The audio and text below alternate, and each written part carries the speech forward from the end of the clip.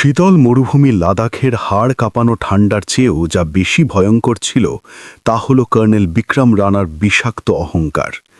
ইউনিটের পেছনে একা দাঁড়িয়ে থাকা সাধারণ পোশাকে এক নারীকে দেখে কর্নেলের ভেতরের পশুটি জেগে ওঠে। তিনি ভাবলেন, এ তো স্রেফ এক সাধারণ নার্স। কাছে গিয়ে উদ্ধত হাড়ে তিনি বলে উঠলেন, এই যে সুন্দরী, কানে কি তালা লেগেছে? যাও, আমার জন্য এক কাপ কড়া চা বানিয়ে আনো। আর শোনো, কাজ শেষে রাতে আমার বাংলোয় এসো, একা খুব বোর হচ্ছি।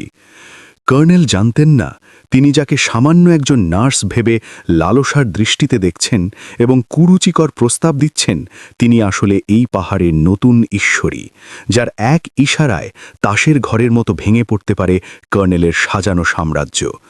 তৈরি হন সেই রোমহর্ষক মুহূর্তটি দেখার জন্য, যখন দাপুটে কর্নেলের সেই সাধারণ নার্স তার ফিল্ড জ্যাকেট খুলবেন এবং কাঁধের রূপালী নক্ষত্রগুলো চকমক করে উঠবে, যখন ক্ষমতার দম্ভ ধুলোয় মিশবে আর শুরু হবে এক ভয়ঙ্কর প্রতিশোধের কাহিনী।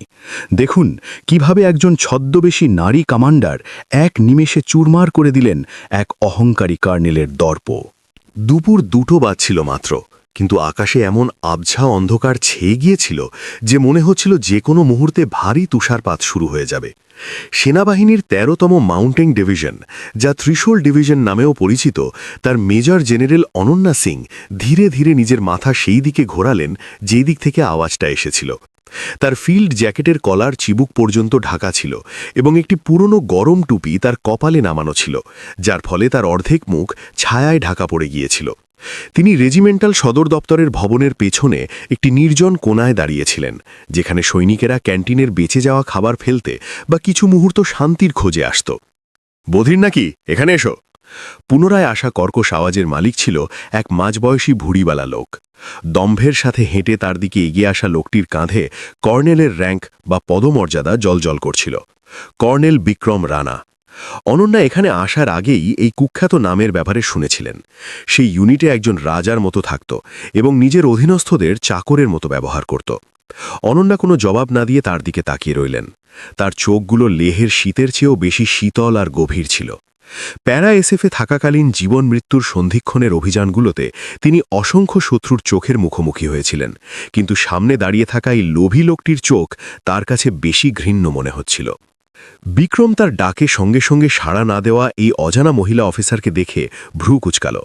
সে অনন্যাকে ওপর থেকে নিচ পর্যন্ত দেখল। ঢিলেঢালা ফিল্ড জ্যাকেটের কারণে তার র্যাঙ্ক দেখা যাচ্ছিল না।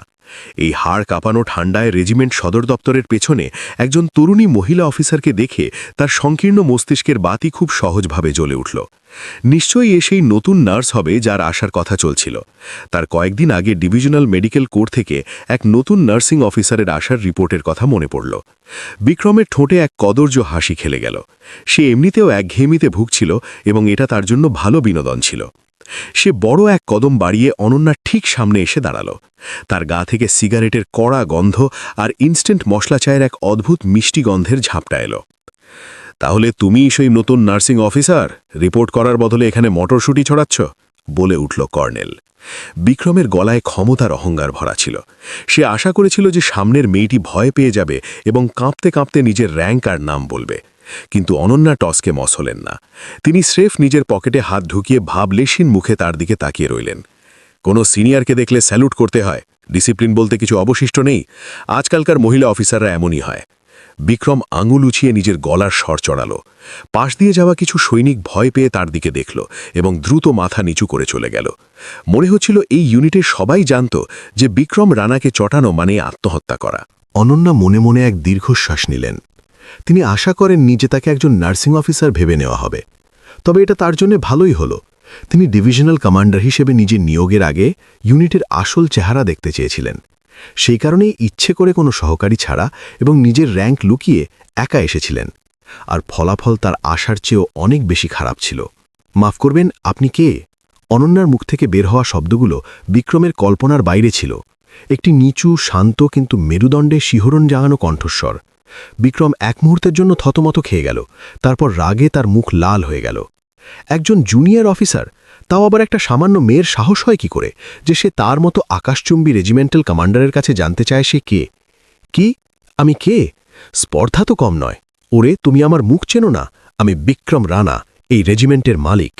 বিক্রম রাগে ফুঁসতে ফুঁসতে অনন্যার কাঁধে এক ধাক্কা মারল, কিন্তু অনন্যা এক পাহাড়ের মতো নিজের জায়গায় অটল দাঁড়িয়ে রইলেন। উল্টো ধাক্কাটা বিক্রমের হাতেই লাগল। নিরেট পেশি দিয়ে গড়া তার শরীর যেমনটা দেখাচ্ছিল আসলে তেমন ছিল না।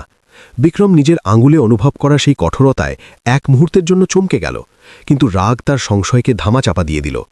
তুমি কি সত্যিই পাগল হয়ে গেছ? এখনই নিজের কমান্ডিং অফিসারকে ডাকো। তুমি কি মিলিটারি জেলে যাওয়ার জন্য মরিয়া হয়ে উঠেছ? সে চিৎকার করে চারদিকে তাকাতে লাগল, কিন্তু বরফ ঝড়ের তীব্র শব্দে তার চিৎকারগুলো অন্তঃসার শূন্য হয়ে মিলিয়ে গেল। আবহাওয়া খুব ঠান্ডা, আপনার ভেতরে যাওয়া উচিত।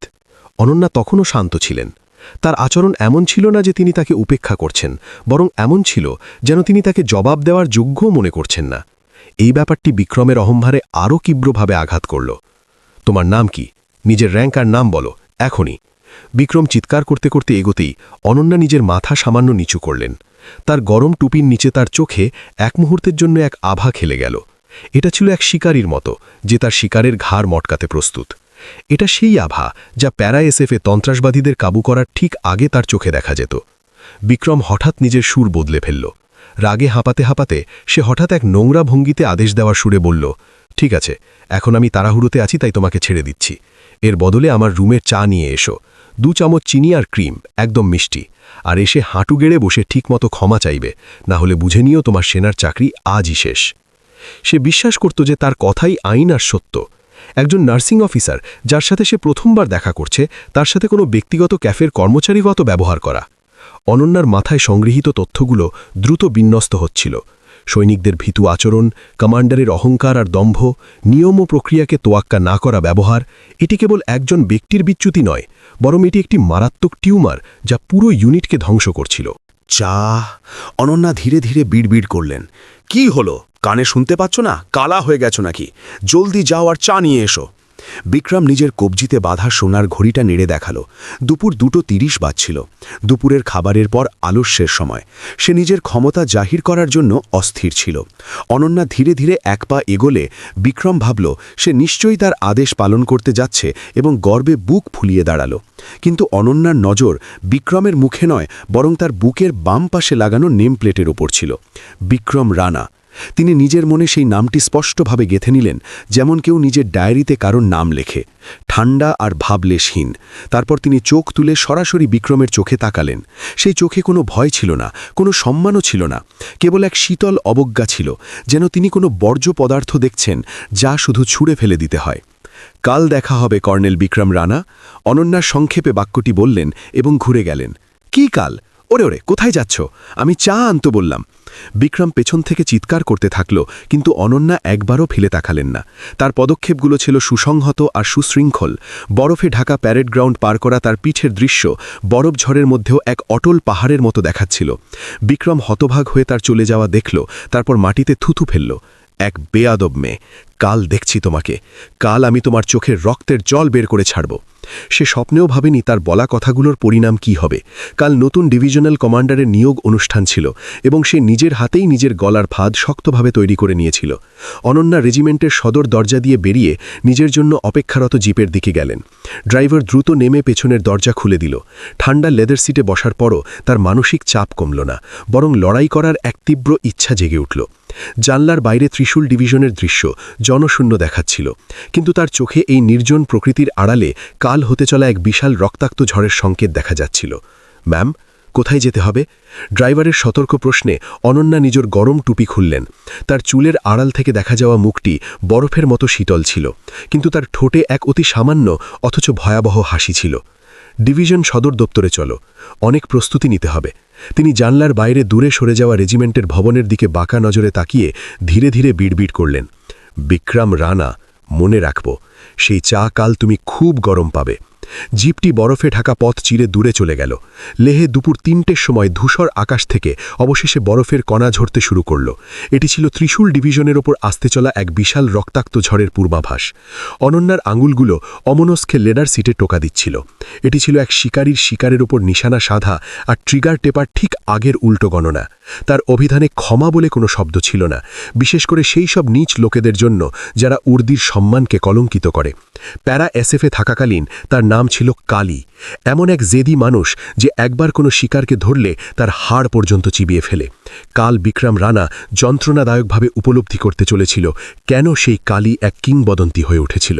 গাড়ির জানলার বাইরে তুষারপাত বেড়ে গেল।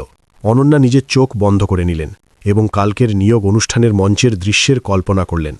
তার সামনে দাঁড়িয়ে থাকা সৈনিকেরা এবং একদম সামনের সারিতে দাঁড়িয়ে থাকা বিক্রম রানা। তার ভীত সন্ত্রস্ত মুখের কল্পনা করতেই অনন্যার বুকের গভীরে জমে থাকা গুমোট ভাবটা যেন কিছুটা হালকা হল। যুদ্ধ শুরু হয়ে গিয়েছিল, এক নিস্তব্ধ যুদ্ধ, কিন্তু এটি যে কোনো লড়াইয়ের চেয়েও বেশি নিষ্ঠুর আর নির্মম প্রতিশোধের সময় হতে চলেছিল। লাদাখের লেতে সকাল হওয়ার মানে শুধু সূর্য ওঠা ছিল না, এটি ছিল সেই যন্ত্রণাদায়ক সময় যখন সারা রাত ধরে জমে থাকা ধরিত্রী আর্তনাদ করে জেগে উঠত। সকাল ৯টার সময় ১৩তম মাউন্টেন ডিভিশন সদর দপ্তরের বিশাল প্যারেড গ্রাউন্ডে এক টানটান নিস্তব্ধতা বিরাজ করছিল। হাড় কাঁপানো কনকনে বাতাস ইউনিটের পতাকার ওপর নির্দয়ভাবে আছড়ে পড়ছিল, কিন্তু প্যারেড গ্রাউন্ডে দাঁড়িয়ে থাকা হাজার হাজার সৈনিকের মধ্যে কোনো নড়চড় ছিল না। কেবল তাদের মুখ থেকে বের হওয়া সাদা ধোঁয়াটুকুই প্রমাণ দিচ্ছিল যে এখানে জীবিত প্রাণী বর্তমান। আজ ৫০তম ডিভিশনাল কমান্ডারের নিয়োগ অনুষ্ঠান ছিল। মঞ্চের ঠিক নিচে, যেখানে রেজিমেন্টাল কমান্ডারদের সারি ছিল, একদম সামনে দাঁড়িয়েছিল কর্নেল বিক্রম রানা। সে ঠান্ডায় নিজের কাঁধ কুঁচকে রেখেছিল এবং নিজের সহকারী অপারেশন অফিসারের সাথে নিচু স্বরে কথা বলছিল। তেরিকা, আবহাওয়াটা কত খারাপ! নতুন ডিভিশনাল কমান্ডার কোন মহাপুরুষ যে এই আবহাওয়ায় খোলা জায়গায় অনুষ্ঠান করছে? অডিটোরিয়ামটা কিসের জন্য? বিক্রম অভ্যাসবশত মাটিতে থুতু ফেনার চেষ্টা করল, কিন্তু চারপাশের নজর দেখে সেটা গিলে নিল। কাল দেখা হওয়া সেই বেয়াদব নার্সিং অফিসারের কথা ভেবে সে সারা রাত শুতে পারেনি, যার কারণে তার মাথা ধরছিল। সেই অহংকারী মেয়েটাকে আজ অনুষ্ঠান শেষ হওয়ার পর মেডিকেল কোরের কমান্ডারের কাছে নালিশ করে আমার সামনে হাঁটু গেড়ে বসাবই। সে নিজের দাঁতে দাঁত ঘষল। যেভাবে মেয়েটি কাল তার চোখে চোখ রেখে কাল দেখা হবে বলেছিল, সেই দৃশ্য তার মাথা থেকে বেরোচ্ছিল না। সে ছিল সেই লোকেদের মধ্যে একজন যারা অহংকারী মানুষকে শুরুতেই পিষে দিলে তবেই শান্তি পায়। স্যার, আপনার টাইটা একটু বাঁকা হয়ে আছে, সহকারী ধীরে ধীরে ফিসফিস করে বলল। বিক্রম বিরক্ত হয়ে হাত নাড়ল। আরে ছাড়ো তো, কে দেখছে? তাছাড়া শুনেছি নতুন ডিভিশনাল কমান্ডার একজন মহিলা। এক মহিলা কি বুঝবে? সে শুধু সদর দপ্তরের আদেশে সই করতে থাকবে আর চলে যাবে। লোকে বলে সে নাকি প্যারা এসএফ থেকে এসেছে, কিন্তু এসব বাজে কথা। এক মহিলা আর স্পেশাল ফোর্স, অসম্ভব। তার কণ্ঠস্বরে গভীরে গেঁথে থাকা পুরুষতান্ত্রিক শ্রেষ্ঠত্ব আর অহংকার ফুটে উঠছিল। তার বুট জুতো কাদামাখা নাকি উর্দির ইস্ত্রিতে ভাঁজ পড়েছে, সেদিকে তার কোনো ভ্রুক্ষেপ ছিল না। সে বিশ্বাস করত এই ইউনিটের আসল মালিক সেই। সকাল 10:50 ডিভিশনাল কমান্ডার সাহেবা আসছেন। ঘোষকের গমগমে আলাজ প্যারেড গ্রাউন্ডে ছড়িয়ে পড়ল। মিলিটারি ব্যান্ড এক রাজকীয় সুর বাজাতে শুরু করল এবং সব সৈনিকের নজর প্যারেড গ্রাউন্ডের প্রবেশপথে গিয়ে স্থির হল। একটি কালো রঙের কমান্ডারের সেডান মসৃণভাবে এসে মঞ্চের পাশে থামল। বিক্রম উদাসীনভাবে সেই দৃশ্য দেখল। ড্রাইভার নেমে পেছনের দরজা খুলল। সবার আগে এক ঝকঝকে কালো বুট বাইরে এলো। তারপর ছুরির ধারের মতো ইস্ত্রি করা উর্দির প্যান্ট এবং তার উপর এক নিখুঁত উর্দির জ্যাকেট দেখা গেল। সকাল 10টার সময় অবশেষে নতুন ডিভিশনাল কমান্ডার গাড়ি থেকে সম্পূর্ণভাবে বেরিয়ে মঞ্চের দিকে এগোতে লাগলেন। শীতের রোদ তার কাঁধে চিকচিক করছিল। হ্যাঁ? বিক্রমের মুখ থেকে এক অস্ফুট আওয়াজ বেরোল। সে নিজের চোখকে বিশ্বাস করতে পারছিল না। না, তার মনে হলো সে কোনো ভ্রম দেখছে। সে নিজের চোখ কোচলাল এবং পুনরায় দেখল, কিন্তু মঞ্চের সিঁড়ি বেড়ে উঠতে থাকা সেই মহিলা নিশ্চিতভাবেই সেই ছিলেন যাকে সে কাল এত খারাপভাবে অপমান করেছিল। পুরনো ফিল্ড জ্যাকেটের বদলে তিনি এক চমৎকার ফিটিং উর্দি পরেছিলেন এবং ঢিলেঢালা গরম টুপির বদলে তিনি এক স্টার প্লেট লাগানো পিক ক্যাপ পরেছিলেন। কিন্তু তার সেই শীতল চোখ আর দৃঢ় ঠোঁট একই ছিল। আর সবচেয়ে বড় কথা, তার দুই কাঁধে কর্নেলের র্যাঙ্কের চেয়েও অনেক বড় আর উজ্জ্বল দুটো করে তারা লাগানো ছিল। Major general, divisional commander. এটা হতে পারে না। বিক্রমের রক্ত সরে গিয়ে ফ্যাকাশে হয়ে গেল। তার পা এত কাঁপছিল যে দাঁড়িয়ে থাকা অসম্ভব হয়ে পড়ছিল। কালকের বলা তার কথাগুলো এখন খঞ্জরের মতো তার বুকে বিঁধছিল। আরে নতুন নার্সিং অফিসার, চা নিয়ে এসো, আমার রুমে এসো। 2 চিনি 2 ক্রিম। হাঁটু গেড়ে বসে ঠিকমতো ক্ষমা চাও। স্মৃতির টুকরোগুলো এক ঝড়ের মতো উথলে উঠল। তার বুক এত জোরে ধকধক করছিল যে তার মনে হচ্ছিল পাশে দাঁড়িয়ে থাকা সহকারীও বোধহয় সেই আওয়াজ শুনতে পাচ্ছে। এটা মেনে নেওয়া তার জন্য কঠিন হয়ে পড়ছিল যে সে স্বয়ং ডিভিশনাল কমান্ডারকে যা আনতে বলেছে তার সাথে অভব্যতা করেছে এবং এমনকি তাকে হাঁটু গেড়ে বসার হুমকিও দিয়েছে। এটি কেবল শৃঙ্খলাভঙ্গ নয়, এটি সত্যিই নিজের মৃত্যুকে আমন্ত্রণ জানানো। অনন্যা সিং মঞ্চের মাঝখানে দাঁড়ালেন। সালাম গ্রহণ করার আগে তিনি ধীরে ধীরে পুরো প্যারেড গ্রাউন্ড পর্যবেক্ষণ করলেন। হাজার হাজার সৈনিকের দিকে তাকাতে তাকাতে তার নজর মঞ্চের ঠিক নিচে প্রথম সারিতে যেখানে বিক্রম দাঁড়িয়েছিল সেখানে এসে স্থির হল। অনন্যার ঠোঁটে এক অতি সামান্য হাসি ফুটে উঠল। এটি সেই একই ভয়াবহ হাসি যা তিনি কাল রেজিমেন্টাল ভবনের পেছনে দেখিয়েছিলেন। সেই নজরের সাথে নজর মিলতেই বিক্রম এক দম বন্ধ করা ভয় অনুভব করল। তার মনে হল সে যেন এক বিশাল সাপের সামনে পড়া এক ব্যাঙ। ইউনিট সাবধান, ডিভিশনাল কমান্ডারকে স্যালুট জানাও। ত্রিশূল ডিভিশনের আকাশ ছেড়া স্লোগান লেহের প্রান্তর কাঁপিয়ে দিল। বিক্রম অবচেতনভাবে হাত তুলে স্যালুট করল, কিন্তু সেই নিজের হাতের কাঁপুনি থামাতে পারল না। ঠান্ডা ঘামের এক ধারা তার পিঠ দিয়ে বয়ে যাচ্ছিল, যার ফলে তার অন্তর্বাস ভিজে গিয়েছিল। হিমাঙ্কের 15 ডিগ্রির নিচের তাপমাত্রাও তাকে ঘামিয়ে দিতে বাধা দিতে পারল না। অনন্যা সালামের জবাব দিলেন এবং মাইকের সামনে এসে দাঁড়ালেন। তিনি নিজের তৈরি করা ভাষণের কাগজ খুললেন না, বদলে কাগজটি বন্ধ করে এক শীতল ধাতব কণ্ঠে কথা বলতে শুরু করলেন। 13তম মাউন্টেন ডিভিশনের জওয়ান আর অফিসাররা, আমি major general Ananya Singh. Speaker থেকে আসা তার আওয়াজ শুকনো কিন্তু প্রভাবশালী ছিল। আমি আজ এখানে আপনাদের মিষ্টি কথা শোনাতে আসিনি। একজন সৈনিককে সৈনিকের মতোই হতে হবে, আর একজন কমান্ডারকে কমান্ডারের মতো। কিন্তু কাল আমি আমাদের ইউনিটের যা হাল দেখলাম তা হতাশাজনক। প্যারেড গ্রাউন্ডে এক বরফ শীতল নিস্তব্ধতা নেমে এলো। সৈনিক আর অফিসার সবাই তটস্থ হয়ে উঠলেন। তারা আগে কখনো কোনো কমান্ডারকে নিয়োগ অনুষ্ঠানে এভাবে সরাসরি কথা বলতে দেখেননি। র্যাঙ্ককে যারা ক্ষমতা মনে করে, যারা নিজের অধস্থনদের দাসের মতো ব্যবহার করে, আর যারা ডিসিপ্লিন ভঙ্গ করে, এমন লোকেরা এই ইউনিটে পরজীবীর মতো বাস করছে।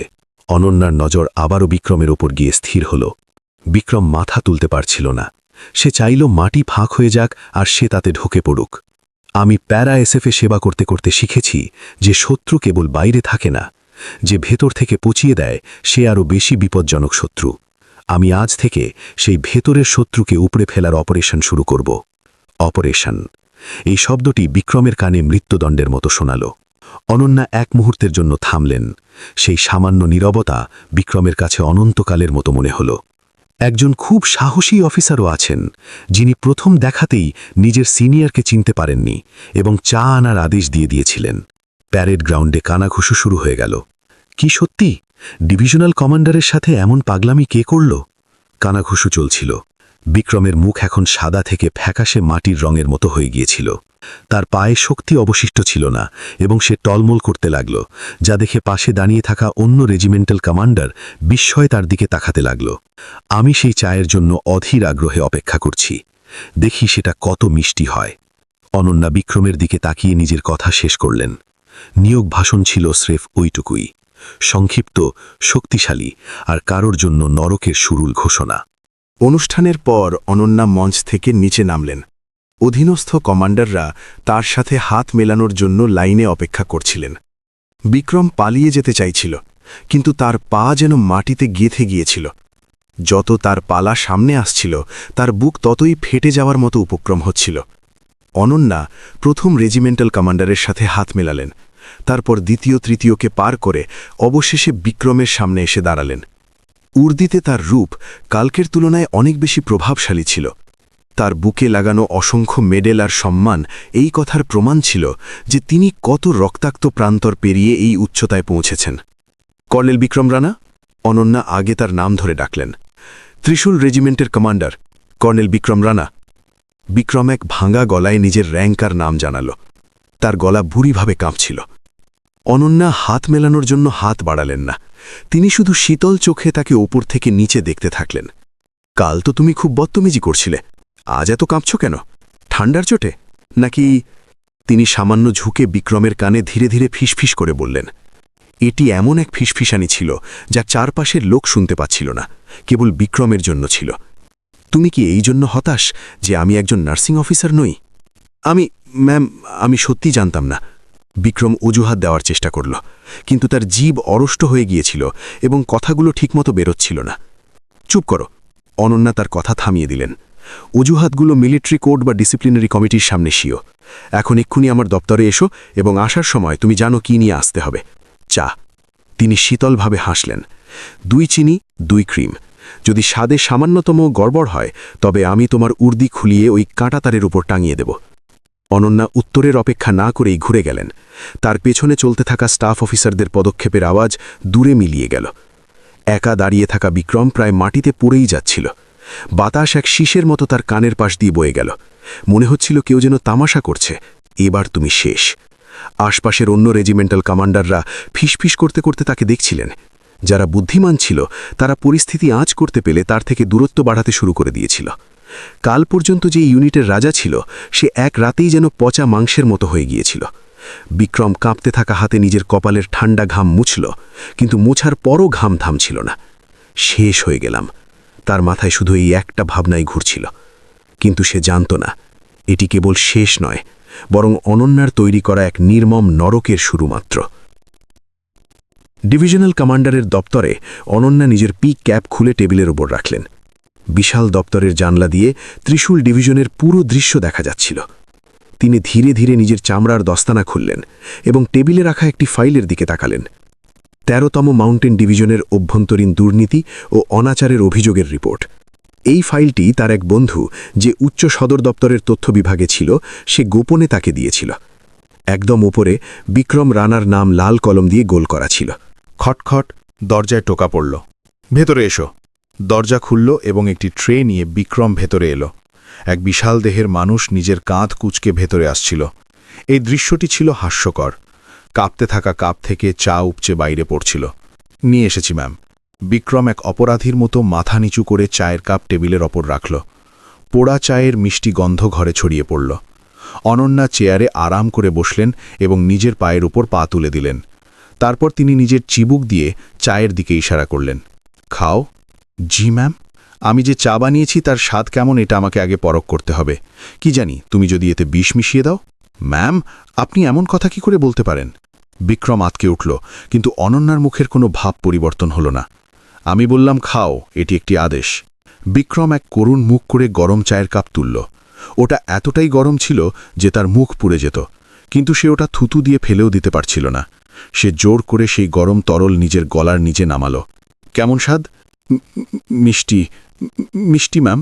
হ্যাঁ, ইস, জীবন যদি সবসময় এমন মিষ্টি হতো কর্নেল বিক্রম রানা, ঠিক যেমন তোমার মিষ্টি জীবন ছিল, যা তুমি সৈনিকদের রক্ত চুষে বেঁচেছিলে।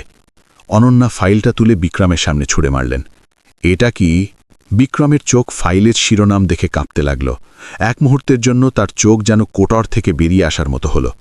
রেশনের টাকা আত্মসাৎ, সৈনিকদের সাথে মারধর, অবৈধ পদোন্নতির জন্য ঘুষ, তার করা সব অপকর্মের পুঙ্খানুপুঙ্খ বিবরণ সেখানে নথিভুক্ত ছিল।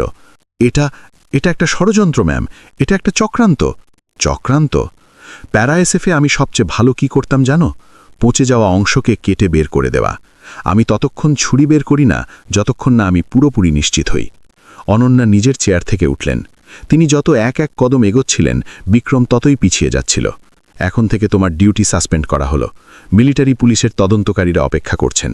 বাইরে যাও আর তাদের কাছে নিজের নির্দোষ হওয়ার কথা বলো। তারা শুনবে কি শুনবে না সেটা আলাদা ব্যাপার। ম্যাম, স্রেফ একবার আমাকে ক্ষমা করে দিন। আমি মৃত্যুদণ্ডযোগ্য অপরাধ করেছি।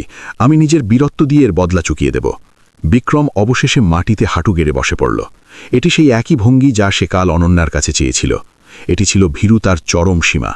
অনন্যা শীতল চোখে নিজের পায়ের কাছে পড়ে থাকা তাকে দেখলেন। বীরত্ব? একটা কুকুরও নিজের মালিককে চেনে, কিন্তু তুমি তো একটা কুকুরের চেয়েও অধম। আমার ইউনিটে কুকুরের প্রয়োজন নেই। অনন্যা টেবিলের ওপর রাখা ইন্টারকম চাপলেন। মিলিটারি পুলিশ কমান্ডার, ভেতরে এসো এবং একে নিয়ে যাও। শীঘ্রই মিলিটারি পুলিশের জওয়ানরা ভেতরে এলো এবং প্রতিবাদ করতে থাকা বিক্রমের 2 হাত ধরে ফেলল। ছাড়ো আমাকে, তোমরা জানো না আমি কে? আমি বিক্রম রানা। Ma'am, ma'am! বিক্রমের চিৎকার করিডরে দূরে মিলিয়ে গেল। দরজা বন্ধ হয়ে গেল এবং পুনরায় নিস্তব্ধতা ছেয়ে গেল। অনন্যা বিক্রমের আনা ঠান্ডা হতে থাকা চায়ের কাপটি তুললেন এবং এক চুমুকও না খেয়ে সেটি সরাসরি ডাস্টবিনে ফেলে দিলেন। ঘৃণ্য। তিনি আবার জানলার কাছে গেলেন। এখনও তো তিনি স্রেফ একজনকে সামলেছেন। এই ইউনিটে এখনও সাফাই করার জন্য আবর্জনার স্তূপ জমে আছে, কিন্তু তিনি তাড়াহুড়ো করবেন না। শিকার সবে শুরু হয়েছিল। তার চোখ লেহের ধূসর আকাশের চেয়েও বেশি গভীর হয়ে গেল। নতুন লক্ষ্য কে? তিনি এমনভাবে তাকালেন যেন তিনি আগে থেকেই জানেন এবং টেবিলের উপর রাখা সংগঠন চার্টটি দেখতে লাগলেন। বিকেল 4টের সময় কর্নেল বিক্রম রানার তাৎক্ষণিক গ্রেপ্তারির খবর ত্রিশূল ডিভিশনে দাবানলের মতো ছড়িয়ে পড়ল, যেন শুকনো কাঠের স্তূপে আগুন লেগেছে। গুজব একের পর এক ছড়াতে লাগল, ব্যারাকে, মেসে, এমনকি সীমান্ত চৌকিগুলোতেও। এই তথ্য যে ডিভিশনাল কমান্ডার নিজের নিয়োগের প্রথম দিনেই এসে ইউনিটের সবচেয়ে শক্তিশালী কর্নেলকে মিলিটারি পুলিশের হাতে তুলে দিয়েছেন, তা ছিল এক অভূতপূর্ব ধাক্কা। ডিভিশনাল সদর দপ্তরের দ্বিতীয় তলায় চিফ অফ স্টাফের দপ্তরে জানলার বাইরে পড়তে থাকা তুষার কণা দেখতে দেখতে এক ব্যক্তির পিঠের পিছনে এক ভারী নিস্তব্ধতা বিরাজ করছিল। কর্নেল অর্জুন মেহরা, ডিভিশনের প্রশাসনের দায়িত্বপ্রাপ্ত চিফ অফ স্টাফ, এবং বিক্রম রানার সাথে ন্যাশনাল ডিফেন্স একাডেমি এনডিএ এর দিনগুলো থেকে এক মজবুত সম্পর্কে আবদ্ধ ছিল। সে বিক্রমের মতো মূর্খভাবে নিজের ক্ষমতার আস্ফালন করত না। সে ছিল এক সাপের মতো শীতল, হিসেবি এবং নিজের হাত নোংরা না করে কাজ করা এক বুদ্ধিমান ব্যক্তি। স্যার, পরিস্থিতি গুরুতর মনে হচ্ছে। মেজর জেনারেল অনন্যা সিং কোনো সামান্য ব্যক্তিত্ব নন। আমি আশা করিনি যে তিনি বিক্রমকে এত সহজে কেটে বাদ দেবেন। সোফায় বসে অস্বস্তিতে নিজের পা নাড়াতে নাড়াতে লজিস্টিক্স চিফ বললেন। তার কপালে ঘামের ফোঁটা ছিল। যদি বিক্রম অ্যাকশন হিরো হতো, তবে লজিস্টিক্স চিফ ছিল তাদের টাকার কোষাধ্যক্ষ। অর্জুন মেহরা ধীরে ধীরে ঘুরল। তার চশমার আড়াল থেকে তার চোখ এক সরীসৃপের মতো শীতল ছিল। বিক্রম মূর্খ ছিল।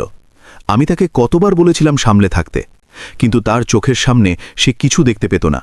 সেই কারণেই সে ডিভিশনাল কমান্ডারকেও চিনতে পারল না এবং লাফালাফি করল। সে নিজের কবর নিজেই ঘুরেছে। কিন্তু আমরা হাত গুটিয়ে বসে থাকতে পারি না। পরবর্তী লক্ষ্য আমরাই। লজিস্টিক্স লাইন, পার্সোনেল লাইন সবই তদন্ত হবে। লোকে বলে সে নাকি প্যারা এসএফ থেকে এসেছে। তার তথ্যের লেভেল কোনো রসিকতা নয়। পার্সোনাল চিফ কথা এগিয়ে নিয়ে গেলেন। ঘরে সিগারেটের ঘন ধোঁয়া ভরা ছিল। অস্বস্তি নামক বিষাক্ত গ্যাস তাদের ফুসফুসের গভীরে প্রবেশ করছিল। উত্তেজিত হয়েও না। অনন্যা সিং এইমাত্র বাইরে থেকে এসেছেন। তিনি এখনও জানেন না যে এই ইউনিটের শিকড় কত গভীর আর মজবুত। বিক্রমকে সরিয়ে তিনি জয়ের নেশায় চূর হয়ে থাকবেন। এটাই তার দুর্বলতা। অর্জুন মেহরা টেবিলের উপর রাখা ডিভিশনাল অর্গানাইজেশন চার্টে নিজের আঙুল দিয়ে টোকা দিলেন। আমরা প্রক্রিয়া আর নিয়ম দিয়ে লড়ব। যদি তিনি তলোয়ার চালান, তবে আমরা তুলোর আঁশ দিয়ে সেই তলোয়ারকে থামাব। যতই ধারালো তলোয়ার হোক না কেন, ভেজা তুলো কাটা কঠিন হয়। তখনই চিফ অফ স্টাফের দপ্তরে ফোনের ঘণ্টি জোরে বেজে উঠল। অর্জুন রিসিভার তুলল। চিফ অফ স্টাফ বলছি। রিসিভারের অন্য প্রান্ত থেকে সেক্রেটারির ঘাবড়ানো কণ্ঠস্বর এলো। ম্যাম, এখনই লজিস্টিক্স চিফ আর আপনাকে ডেকেছেন। এখনই তার দপ্তরে আসতে বলেছেন। অর্জুনের ভ্রূণ টাঙ্গান হল। ঠিক আছে। ফোন রেখে অর্জুন লজিস্টিক্স চিফকে দেখলেন এবং এক কদর্য হাসি দিলেন। মনে হচ্ছে সিংহী নিজের দাঁত দেখাচ্ছে। চলো গিয়ে দেখি তার দাঁত কত ধারালো। বিকেল 4:30। ডিভিশনাল কমান্ডারের দপ্তর। বাতাস বরফের মতো শীতল ছিল। হিটিং চলছিল, কিন্তু মনে হচ্ছিল অনন্যা থেকে বেরোবা শক্তি ঘরের তাপমাত্রা 10 ডিগ্রি কমিয়ে দিয়েছে। টেবিলের ওপর তার নিজের যাচাই করা লজিস্টিক্স সংক্রান্ত ফাইলের স্তূপ রাখা ছিল। অর্জুন মেহরা আর লজিস্টিক্স চিফ স্যালিউট করলেন। জয় হিন্দ। আপনি ডেকেছেন ম্যাম? অনন্যা ফাইল থেকে নজর না সরিয়ে হাত দিয়ে সোফার দিকে ইশারা করলেন। যখন দুজনে বসলেন, তখন অনন্যা কলম নিচে রাখলেন এবং তাদের দিকে তাকাতে লাগলেন। লজিস্টিক্স চিফ, গত শীতে আমাদের ডিভিশনের পাওয়া হিটিং অয়েলের সাপ্লাইয়ের রেকর্ড দেখলাম। খুব ইন্টারেস্টিং। লজিস্টিক্স চিফ এক ঢোক গিললেন। যার ভয় ছিল সেটাই হলো। রেকর্ড অনুযায়ী সব অধীনস্থ ইউনিটকে 100% কোটা দেওয়া হয়েছে, কিন্তু আশ্চর্যের বিষয় হল যে একদম সামনের গোপিস সীমান্ত চৌকির হিটিং অয়েলের খরচের রিপোর্ট সাধারণের চেয়ে 70% কম। তেল পুরো পাঠানো হলো, কিন্তু সৈনিকেরা ঠান্ডায় রইল। বাকি 30% তেল কোথায় হাওয়া হয়ে গেল? অনন্যার কণ্ঠস্বর শান্ত ছিল, কিন্তু এক সুইয়ের মতো নিখুঁত ছিল। লজিস্টিক্স চিফ আগে থেকে তৈরি করা অজুহাত পেশ করলেন। ম্যাম, লেহের শীত এতই কঠোর হয় যে স্টোরেজের সময় প্রাকৃতিকভাবেই অনেক তেল বাষ্পীভূত হয়ে যায়, আর পুরনো তেলের ট্যাঙ্ক থেকে লিক হওয়াও সাধারণ ব্যাপার। আর ট্রান্সপোর্টের সময় বরফ ঢাকা রাস্তায় পিছলে যাওয়ায় প্রাকৃতিক ইভ্যাপোরেশন। অনন্যা হেসে উঠলেন। তেল কি কোনো অ্যালকোহল? ড্রামে রাখা তেল শীতে 30% পর্যন্ত প্রাকৃতিকভাবে বাষ্প হয়ে যাবে? তুমি কি আমাকে... না, এই ভারতীয় সেনাকে বোকা ভাবছ? না না ম্যাম, আমার মানে এটা ছিল না। Chief of staff. অনন্যার নজর অর্জুন মেহরার উপর গেল। অর্জুন কোনো ঘাবড়ানো ছাড়াই তার মোকাবিলা করল। জি ম্যাম, তুমি ডিভিশনের প্রশাসন সামলাও। আমি বিশ্বাস করতে পারছি না যে এই ধরনের আজে বাজে রিপোর্ট তোমার টেবিল থেকে পাস হয়ে গেল। তুমিও কি জাদুকরি বাষ্পীভবনের ঘটনায় বিশ্বাস করো? অর্জুন নিজের চশমা ঠিক করতে করতে শান্তভাবে জবাব দিল, ম্যাম, বাস্তব পরিস্থিতি প্রায়ই কাগজের চেয়ে আলাদা হয়। লজিস্টিক্স চিফ হয়তো ব্যবহারিক অসুবিধাগুলো বোঝানোর চেষ্টা করছিলেন। আপনার আসার খুব বেশি সময় হয়নি, সেই কারণেই আপনি সম্ভবত আমাদের ইউনিটের বিশেষ পরিস্থিতিগুলো বুঝতে পারছেন না। কিন্তু পরম্পরা অনন্যা নিজের চেয়ার থেকে লাফিয়ে উঠে দাঁড়ালেন। তিনি টেবিলে এত জোরে হাত মারলেন যে চায়ের কাপ নড়ে উঠল। যখন সৈনিকেরা ঠান্ডায় কাঁপছে আর শুতে পারছে না, তখন তেল চুরি করে বিক্রি করা এই ইউনিটের পরম্পরা আর তার ওপর পর্দা দেওয়া এই ইউনিটের বিশেষত্ব। অনন্যা টেবিলের পেছন থেকে বেরিয়ে অর্জুনের ঠিক সামনে চলে এলেন। আমি প্যারা এসএফে অসংখ্য সন্ত্রাসবাদীর মোকাবিলা করেছি। তাদের কাছেও সবসময় অজুহাত থাকত, এক বড় উদ্দেশ্যের জন্য, সংগঠনের জন্য। কিন্তু আমার চোখে তারা স্রেফ অপরাধী ছিল, আর তোমরাও ঠিক তেমনই। অর্জুনের মুখে প্রথমবার উত্তেজনা দেখা গেল। এই মহিলা এমন ছিলেন যার সাথে কথা বলা যেত না, এক শুদ্ধ নীতিবাদী, যাতে আলোচনা বা আপোষের কোনো সুযোগ ছিল না, সবচেয়ে কঠিন ধরনের মানুষ। আজ সন্ধে থেকে সব ইউনিটের তেল ডিপোগুলোতে আকস্মিক পরিদর্শন করা হবে। আমি নিজে যাব। যদি কাগজে আর বাস্তব স্টকে 1 লিটারেরও পার্থক্য পাওয়া যায়, তবে দায়িত্বপ্রাপ্ত অফিসার নিজের চাকরি হারানোর জন্য তৈরি থেকো। অনন্যা আবার নিজের চেয়ারে গিয়ে বসলেন এবং হাত নাড়লেন। এখন যাও। দপ্তর থেকে বেরিয়ে লজিস্টিক্স চিফের পা কাঁপতে লাগল এবং সে দেওয়ালে সাহায্য নিল। স্যার, এখন কি হবে? যদি তেলের ডিপো তদন্ত হয় তবে আমরা শেষ হয়ে যাব। খাতায় নথিভুক্ত না করা অতিরিক্ত ট্যাঙ্ক, চুরি করা ড্রাম, আজ রাতে সব ধরা পড়ে যাবে। অর্জুন করিডোরের জানলার পাশে দাঁড়িয়ে অন্ধকার হতে থাকা আকাশের দিকে তাকাতে লাগল। তুষারপাত বাড়ছিল। আজ রাতে, সে বলল। তার চোখে এক শয়তানি আভা ফুটে উঠল। লেহের রাতগুলো বিপজ্জনক হয়, বরফও অনেক পড়ে, আর রাস্তাগুলো পিছল থাকে। বিশেষ করে গোপীর দিকে যাওয়া পাহাড়ি রাস্তাগুলো, সেখানে প্রায়ই দুর্ঘটনা ঘটে। জি, এর মানে কি? ডিভিশনাল কমান্ডার খুব জোশে আছেন। যদি তিনি এই খারাপ আবহাওয়ায় জোর করে পরিদর্শনে যান আর কোনো দুর্ঘটনা ঘটে যায়, তবে সেটা খুব খারাপ হবে, তাই না? লজিস্টিক্স চিফ এক দীর্ঘশ্বাস নিলেন। সে বুঝতে পেরেছিল অর্জুন কি ভাবছে। কোথাও আপনি ভয় পেও না। তাকে মারার ইচ্ছে নেই, স্রেফ একটু ভয় দেখানো। তাকে এটা জানানো যে এই ইউনিট কত বিপজ্জনক জায়গা। স্রেফ তার স্বাগত জানানোটা আরেকটু জোরালোভাবে করতে হবে। ভেহিকল মেকানিকের সাথে যোগাযোগ করো, বলো যে কমান্ডারের গাড়ির ব্রেক লাইন একটু ঢিলে ঢালা লাগছে। অর্জুন শীতলভাবে হাসল এবং নিজের দপ্তরের দিকে এগিয়ে গেল। অন্ধকার ত্রিশূল ডিভিশনকে গিলে নিচ্ছিল। সন্ধে 7টার সময় অনন্যা নিজের ফিল্ড জ্যাকেট পরলেন এবং নিজের কোয়ার্টার থেকে বেরিয়ে এলেন। তার সহযোগীরা তাকে আটকানোর চেষ্টা করলেন, কিন্তু তিনি নিজের জেদ ছাড়লেন না। স্রেফ একজন সহকারী সাথে যাবে, কমান্ডারের গাড়ি তৈরি করো। তার এক সহজাত অনুভূতি হচ্ছিল, যদি তিনি আজ রাতে কিছু না দেখেন তবে তাকে আফসোস করতে হবে। তার কাগজের ওপর লেখা নম্বরগুলোর নয়, বরং সৈনিকদের আসল চোখের জল দেখার প্রয়োজন ছিল। কালো জিপটি বরফ ঝড় চিরে গার্ড পোস্টের বাইরে বেরিয়ে গেল। মাউন্টেন ডিভিশনের সবচেয়ে দুর্গম আর ঠান্ডা মনে করা 22 রেজিমেন্টের 3য় ব্যাটালিয়নের গোপী চেকপোস্ট ছিল, যা অশ্রুর দেওয়াল নামে পরিচিত ছিল। ড্রাইভার ঘাবড়ে গিয়ে স্টিয়ারিং হুইল কষে ধরেছিল। ওয়াইপার দ্রুত চলছিল, কিন্তু তারা ঝরতে থাকা বরফ সামলাতে অসমর্থ ছিল। রাস্তা খুব পিছল ম্যাম, আমি ধীরে ধীরে চালাবো। হ্যাঁ, নিরাপত্তাই আগে। অনন্যা পেছনের সিট থেকে বাইরে তাকালেন। একটিও স্ট্রিট লাইট ছাড়া ঘুটঘুটে অন্ধকার। সেই অন্ধকারে কত দুর্নীতি লুকিয়ে থাকবে তার আন্দাজ করাও অসম্ভব ছিল। যখন গাড়িটি এক আঁকাবাঁকা পাহাড়ি রাস্তায় উঠতে লাগল, তখনই ওহ, ড্রাইভারের ঘাবড়ানো আওয়াজ বের হলো। কি হয়েছে? ম্যাম, ব্রেক কাজ করছে না ম্যাম। জিপটি এক ঢালু মোড় নেওয়ার আগে নিজের গতি কমাতে পারল না, বরং গতি আরও বেড়ে গেল এবং সেটি পিছলে যেতে লাগল। ডান দিকে এক খাঁড়া খাদ ছিল আর বাম দিকে এক পাথুরে পাহাড়। শান্ত থাকো, ইঞ্জিন ব্রেক ব্যবহার করো, গিয়ার কমাও। অনন্যা চিৎকার করলেন, কিন্তু ড্রাইভার ঘাবড়ে গিয়েছিল। গাড়িটি বন বন করে ঘুরতে লাগল এবং খাদের দিকে থাকা গার্ড রেলের দিকে এগোতে লাগল। অর্জুন মেহরা। অনন্যার মাথায় এক ব্যক্তির মুখ খেলে গেল। এটি কোনো কাকতলীয় ঘটনা ছিল না, এটি ছিল এক স্পষ্ট সন্ত্রাসী হামলা। শক্ত করে ধরো।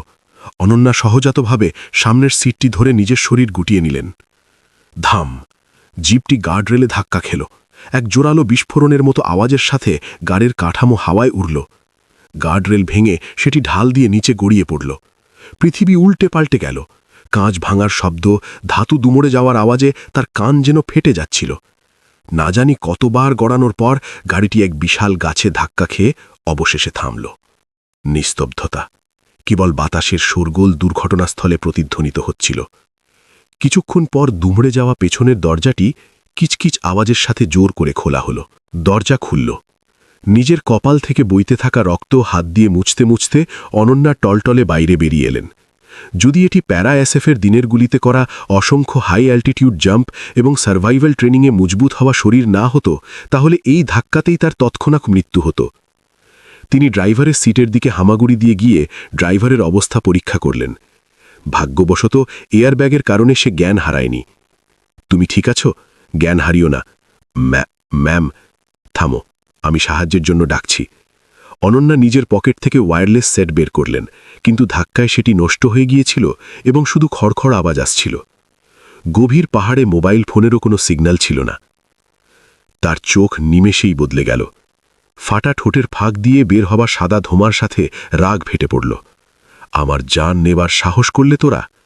এটি ছিল এক যুদ্ধ ঘোষণা।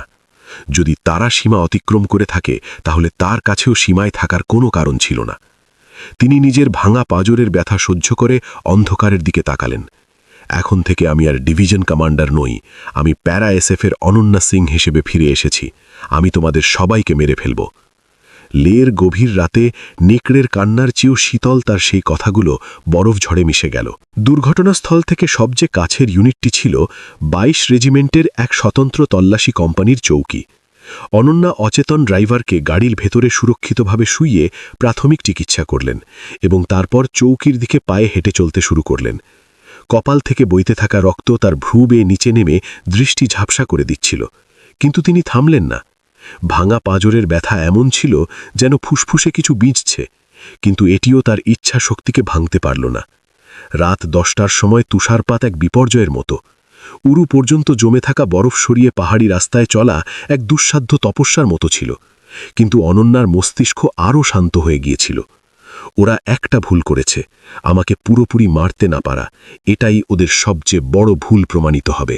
দূরে এক আবছা আলো দেখা গেল। এটি তল্লাশি কোম্পানির স্বতন্ত্র চৌকির ব্যারাক ছিল, কিন্তু পরিবেশটা অদ্ভুত ছিল। সেন্ট্রি ডিউটিতে কোনো পাহারাদার দেখা যাচ্ছিল না। গার্ড পোস্ট খালি ছিল এবং ব্যারাকের ভেতর থেকে শোরগোলের আওয়াজ আসছিল। অনন্যা নিজের শ্বাস রোধ করে ব্যারাকের জানলার নিচে চলে গেলেন। ভেতর থেকে আসা আওয়াজ সেনার সঙ্গীতের ছিল না, এটি ছিল ফিল্মি গান, মদের গ্লাস ঠোকাঠুকির শব্দ আর চিৎকার। হবে ওরে, মদের আনন্দ মাটি করে দিলি? তোর চেহারা এমন কেন? হাসিস না কেন? হাস। সরি স্যার, সরি বললে কি তোর ডিউটি শেষ হয়ে যাবে? মুরগি হ। অনন্যা সাবধানে জানলার ফাঁক দিয়ে ভেতরে উঁকি দিলেন। ভেতরের দৃশ্য নরকের মতো ছিল। একজন ক্যাপ্টেন, যে সম্ভবত কোম্পানি কমান্ডার ছিল, নিজের শার্ট খুলে নেশায় চুর হয়ে টলছিল এবং তার পাশে হবলদারেরা হাসতে হাসতে নাস্তা খাচ্ছিল। মেঝের ওপর এক তরুণ সৈনিক মুরগি হয়েছিল এবং কোম্পানি কমান্ডার সেই সৈনিকের পিঠের ওপর নিজের পা রেখে তাকে চাপ দিচ্ছিল। সৈনিকের মুখ ভয় আর যন্ত্রণায় কুকড়ে গিয়েছিল।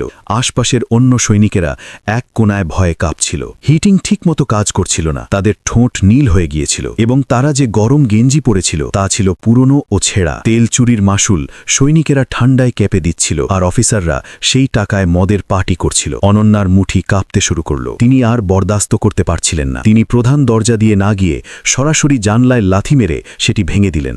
ধাম! কাচের টুকরো উড়ে গেল এবং কনকনে ঠান্ডা বাতাস ব্যারাকের ভেতর ঢুকে পড়ল। মদ পার্টি করতে থাকা কোম্পানি কমান্ডার আর অফিসাররা চমকে তাকাতে লাগলো। কি হয়েছে? কে রে? কোম্পানি কমান্ডার ভাঙা জানলার দিকে তাকালো। সেখানে রক্তে ভেজা, যেন নরক থেকে বেরিয়ে আসা কোনো রাক্ষসীর মতো অনন্যা দাঁড়িয়েছিলেন। তার ফিল্ড জ্যাকেট ছেঁড়া ছিল এবং চুল উস্কো খুস্কো ছিল, কিন্তু তার চোখে এক নীল অগ্নিশিখা জ্বলছিল। অনন্যা জানলার উপর ভর দিয়ে ভেতরে ঝাঁপিয়ে পড়লেন। কে তুমি? সিভিলিয়ান নাকি? নেশায় চুর কোম্পানি কমান্ডার, যে পরিস্থিতির গুরুত্ব বুঝতে পারছিল না, সে টলতে টলতে এগিয়ে এলো। এই মহিলা, এটা আর্মি বেস। পাগল হয়ে গেছো নাকি? কোথায় চলে এসেছো? সে অনন্যার কলার ধরার জন্য হাত বাড়ালো। সেই মুহূর্তে ধাম করে এক ভারী আওয়াজের সাথে কোম্পানি কমান্ডারের শরীর হাওয়ায় উড়ে গেল। অনন্যা পলক ফেলা লাগেই তার হাত ধরে তাকে আছড়ে ফেলেছিলেন। কোম্পানি কমান্ডার মেঝেতে পড়ে গোঙাতে লাগলো এবং অজ্ঞান হয়ে গেল। এই আকস্মিক ঘটনায় হবলদারেরা স্তম্ভিত হয়ে গেল। তাহলে তুমি কে? গুপ্তচর? একজন হবলদার, যে সম্ভবত হবলদার মেজর ছিল, সে চট করে পাশে পড়ে থাকা একটি বেসবল ব্যাট তুলে নিল। অন্য দুই হবলদারও অস্ত্র খুঁজতে শুরু করল। অনন্যা ধীরে ধীরে উঠে দাঁড়ালেন। পাঁজরে ব্যথা উঠল, কিন্তু অ্যাড্রিনালিন সেই ব্যথাকে ধামা চাপা দিয়ে দিল। সবাই হাঁটু গেড়ে বসে পড়ো। তার আওয়াজ ধীর ছিল, কিন্তু তাতে পুরো ব্যারাক কাঁপিয়ে দেওয়ার মতো হুমকি ছিল। এই পাগলমণিরা কি বলছে? ধর একে, বেঁধে মিলিটারি পুলিশের হাতে সঁপে দাও। হবলদার মেজর বেসবল ব্যাট ঘুরিয়ে হামলা করল। অনন্যা সরলেন না। ব্যাট যখন তার মাথায় লাগতে যাচ্ছিল, তিনি নিজের শরীরের ওপরের অংশ সামান্য বাম দিকে সরিয়ে নিলেন এবং তারপর সরাসরি হবলদার মেজরের বুকে ঘুষি মারলেন। হবলদার মেজর দম আটকে পড়ে গেল। এরপর হামলা করা দুই হবলদার অনন্যা একজনের পায়ে লাথি মেরে ভারসাম্য নষ্ট করলেন এবং অন্যজনের চিবুকে হাতের তালু দিয়ে আঘাত করলেন। ধাম ধড়াম। মাত্র 3 সেকেন্ডে 4 জন শক্তিশালী মানুষ মেঝেতে পড়েছিল। এটি ছিল প্যারা এসএফের ঘাতক প্রযুক্তি, দেখানোর জন্য নয়, বরং সবচেয়ে দক্ষ আর প্রাণঘাতী। কোনায় দাঁড়িয়ে থাকা সৈনিকেরা হা করে তাকিয়েছিল। এটি যেন কোনো হরর ফিল্মের দৃশ্যের মতো ছিল। অনন্যা অচেতন কোম্পানি কমান্ডারের চুল ধরে তাকে তুললেন এবং তারপর তার গালে সজোরে থাপ্পড় মারলেন। চটাক চটাক, জ্ঞান ফেরাও। কোম্পানি কমান্ডার গোঙাতে গোঙাতে চোখ খুলল। তার সামনে এক রক্তে ভেজা মহিলা ছিল। আপনি কে? আমাকে বাঁচান। অনন্যা নিজের পকেট থেকে রক্তমাখা পরিচয়পত্র বের করে তার চোখের সামনে ধরলেন। মেজর জেনারেল অনন্যা সিং, তোমার ডিভিশনাল কমান্ডার আমি। ম্যাম? কোম্পানি কমান্ডারের চোখের মণি কাঁপতে লাগল, যেন ভূমিকম্প এসে গিয়েছিল। তখন মেঝেতে পড়ে থাকা হবলদারেরাও পরিস্থিতি বুঝতে পারল এবং ভয়ে ফ্যাকাশে হয়ে গেল। তারা ডিভিশনাল কমান্ডারের উপর হামলা করেছিল, তাও আবার বেসবল ব্যাট দিয়ে। এটি এমন এক পরিস্থিতি ছিল যেখানে তাদের তৎক্ষণাৎ গুলি করে দিলেও তারা কিছু বলতে পারত না। অনন্যা কোম্পানি কমান্ডারকে আবর্জনার মতো মেঝেতে ছুঁড়ে ফেলে দিলেন। তারপর কোনায় কাঁপতে থাকা সেই সৈনিকের কাছে গেলেন যে আগে মুরগি হয়েছিল। সৈনিক ভয়ে পিছিয়ে যেতে লাগল। অনন্যা হাঁটু গেড়ে বসে সৈনিকের চোখের দিকে তাকালেন। তার মুখ পলকমাত্র নরম হয়ে গেল। তোমার নাম কি? সিপাহী রমেশ কুমার ম্যাম। খুব কষ্ট হয়েছে তাই না? অনন্যা নিজের ফিল্ড জ্যাকেট খুলে কাঁপতে থাকা সিপাহী রমেশের কাঁধে দিয়ে দিলেন। এটি রক্তমাখা আর ছেঁড়া জ্যাকেট ছিল, কিন্তু তার থেকে অনুভূত হওয়া ওম ছিল প্রবল। ঠান্ডা লাগছে? না না ম্যাম, আমি ঠিক আছি। মিথ্যে বলো না, আমি সব দেখেছি। তেল না থাকার কারণে ঠান্ডা, ক্ষুধার্ত থাকার কারণে ঠান্ডা, আর অন্যায়ের কারণে ঠান্ডা। আমি সব জানি। অনন্যার এক উষ্ণ শব্দে সিপাহী রমেশের চোখের জল বাঁধ মানল না। হ্যাঁ ম্যাম, খুব ঠান্ডা, আমি বাড়ি যেতে চাই। সৈনিকের কান্না ব্যারাকে প্রতিধ্বনিত হল। এটি স্রেফ একটি শিশুর কান্না ছিল না, এটি ছিল অন্যায়, সহিংসতা আর ঠান্ডার মধ্যে জীবনের ঝুঁকির মুখে পড়া এক মানুষের আর্তনাদ। অনন্যা সিপাহী রমেশকে জড়িয়ে ধরলেন এবং তারপর শীতল চোখে মেঝেতে পড়ে থাকা অফিসারদের দিকে তাকালেন। মন দিয়ে শোনো, আজ রাতে এই চৌকিতে যা হলো তা কিছুই নয়। তোমরা স্রেফ নেশার ঘরে একে অপরের সাথে লড়াই করে আহত হয়েছ। বুঝেছ? জি বুঝেছি। কোম্পানি কমান্ডার আর অফিসাররা এমনভাবে মাথা নোয়ালো যেন তারা শুধু নিজেদের প্রাণ বাঁচাতে চায়। ফোন নিয়ে এসো।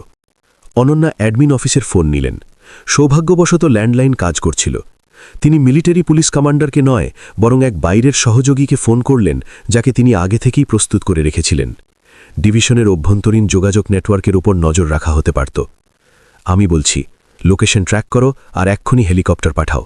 পুরোপুরি সশস্ত্র সৈনিকদের সাথে নিয়ে আসবে। আমার জওয়ানরা মরছে। ডাক। ফোন রেখে অনন্যা অ্যাডমিন অফিসের চেয়ারে বসলেন। ভাঙা পাজর যন্ত্রণায় চিৎকার করছিল, কিন্তু তিনি নিজের পিঠ সোজা রাখলেন। 5 মিনিট পর দূর থেকে হেলিকপ্টারের প্রপেলারের আওয়াজ শোনা গেল। ধু ধু ধু। এই আওয়াজ ছিল ত্রিশূল ডিভিশনের পচে যাওয়া অংশ কাটার জন্য আসা ন্যায়ের আওয়াজ।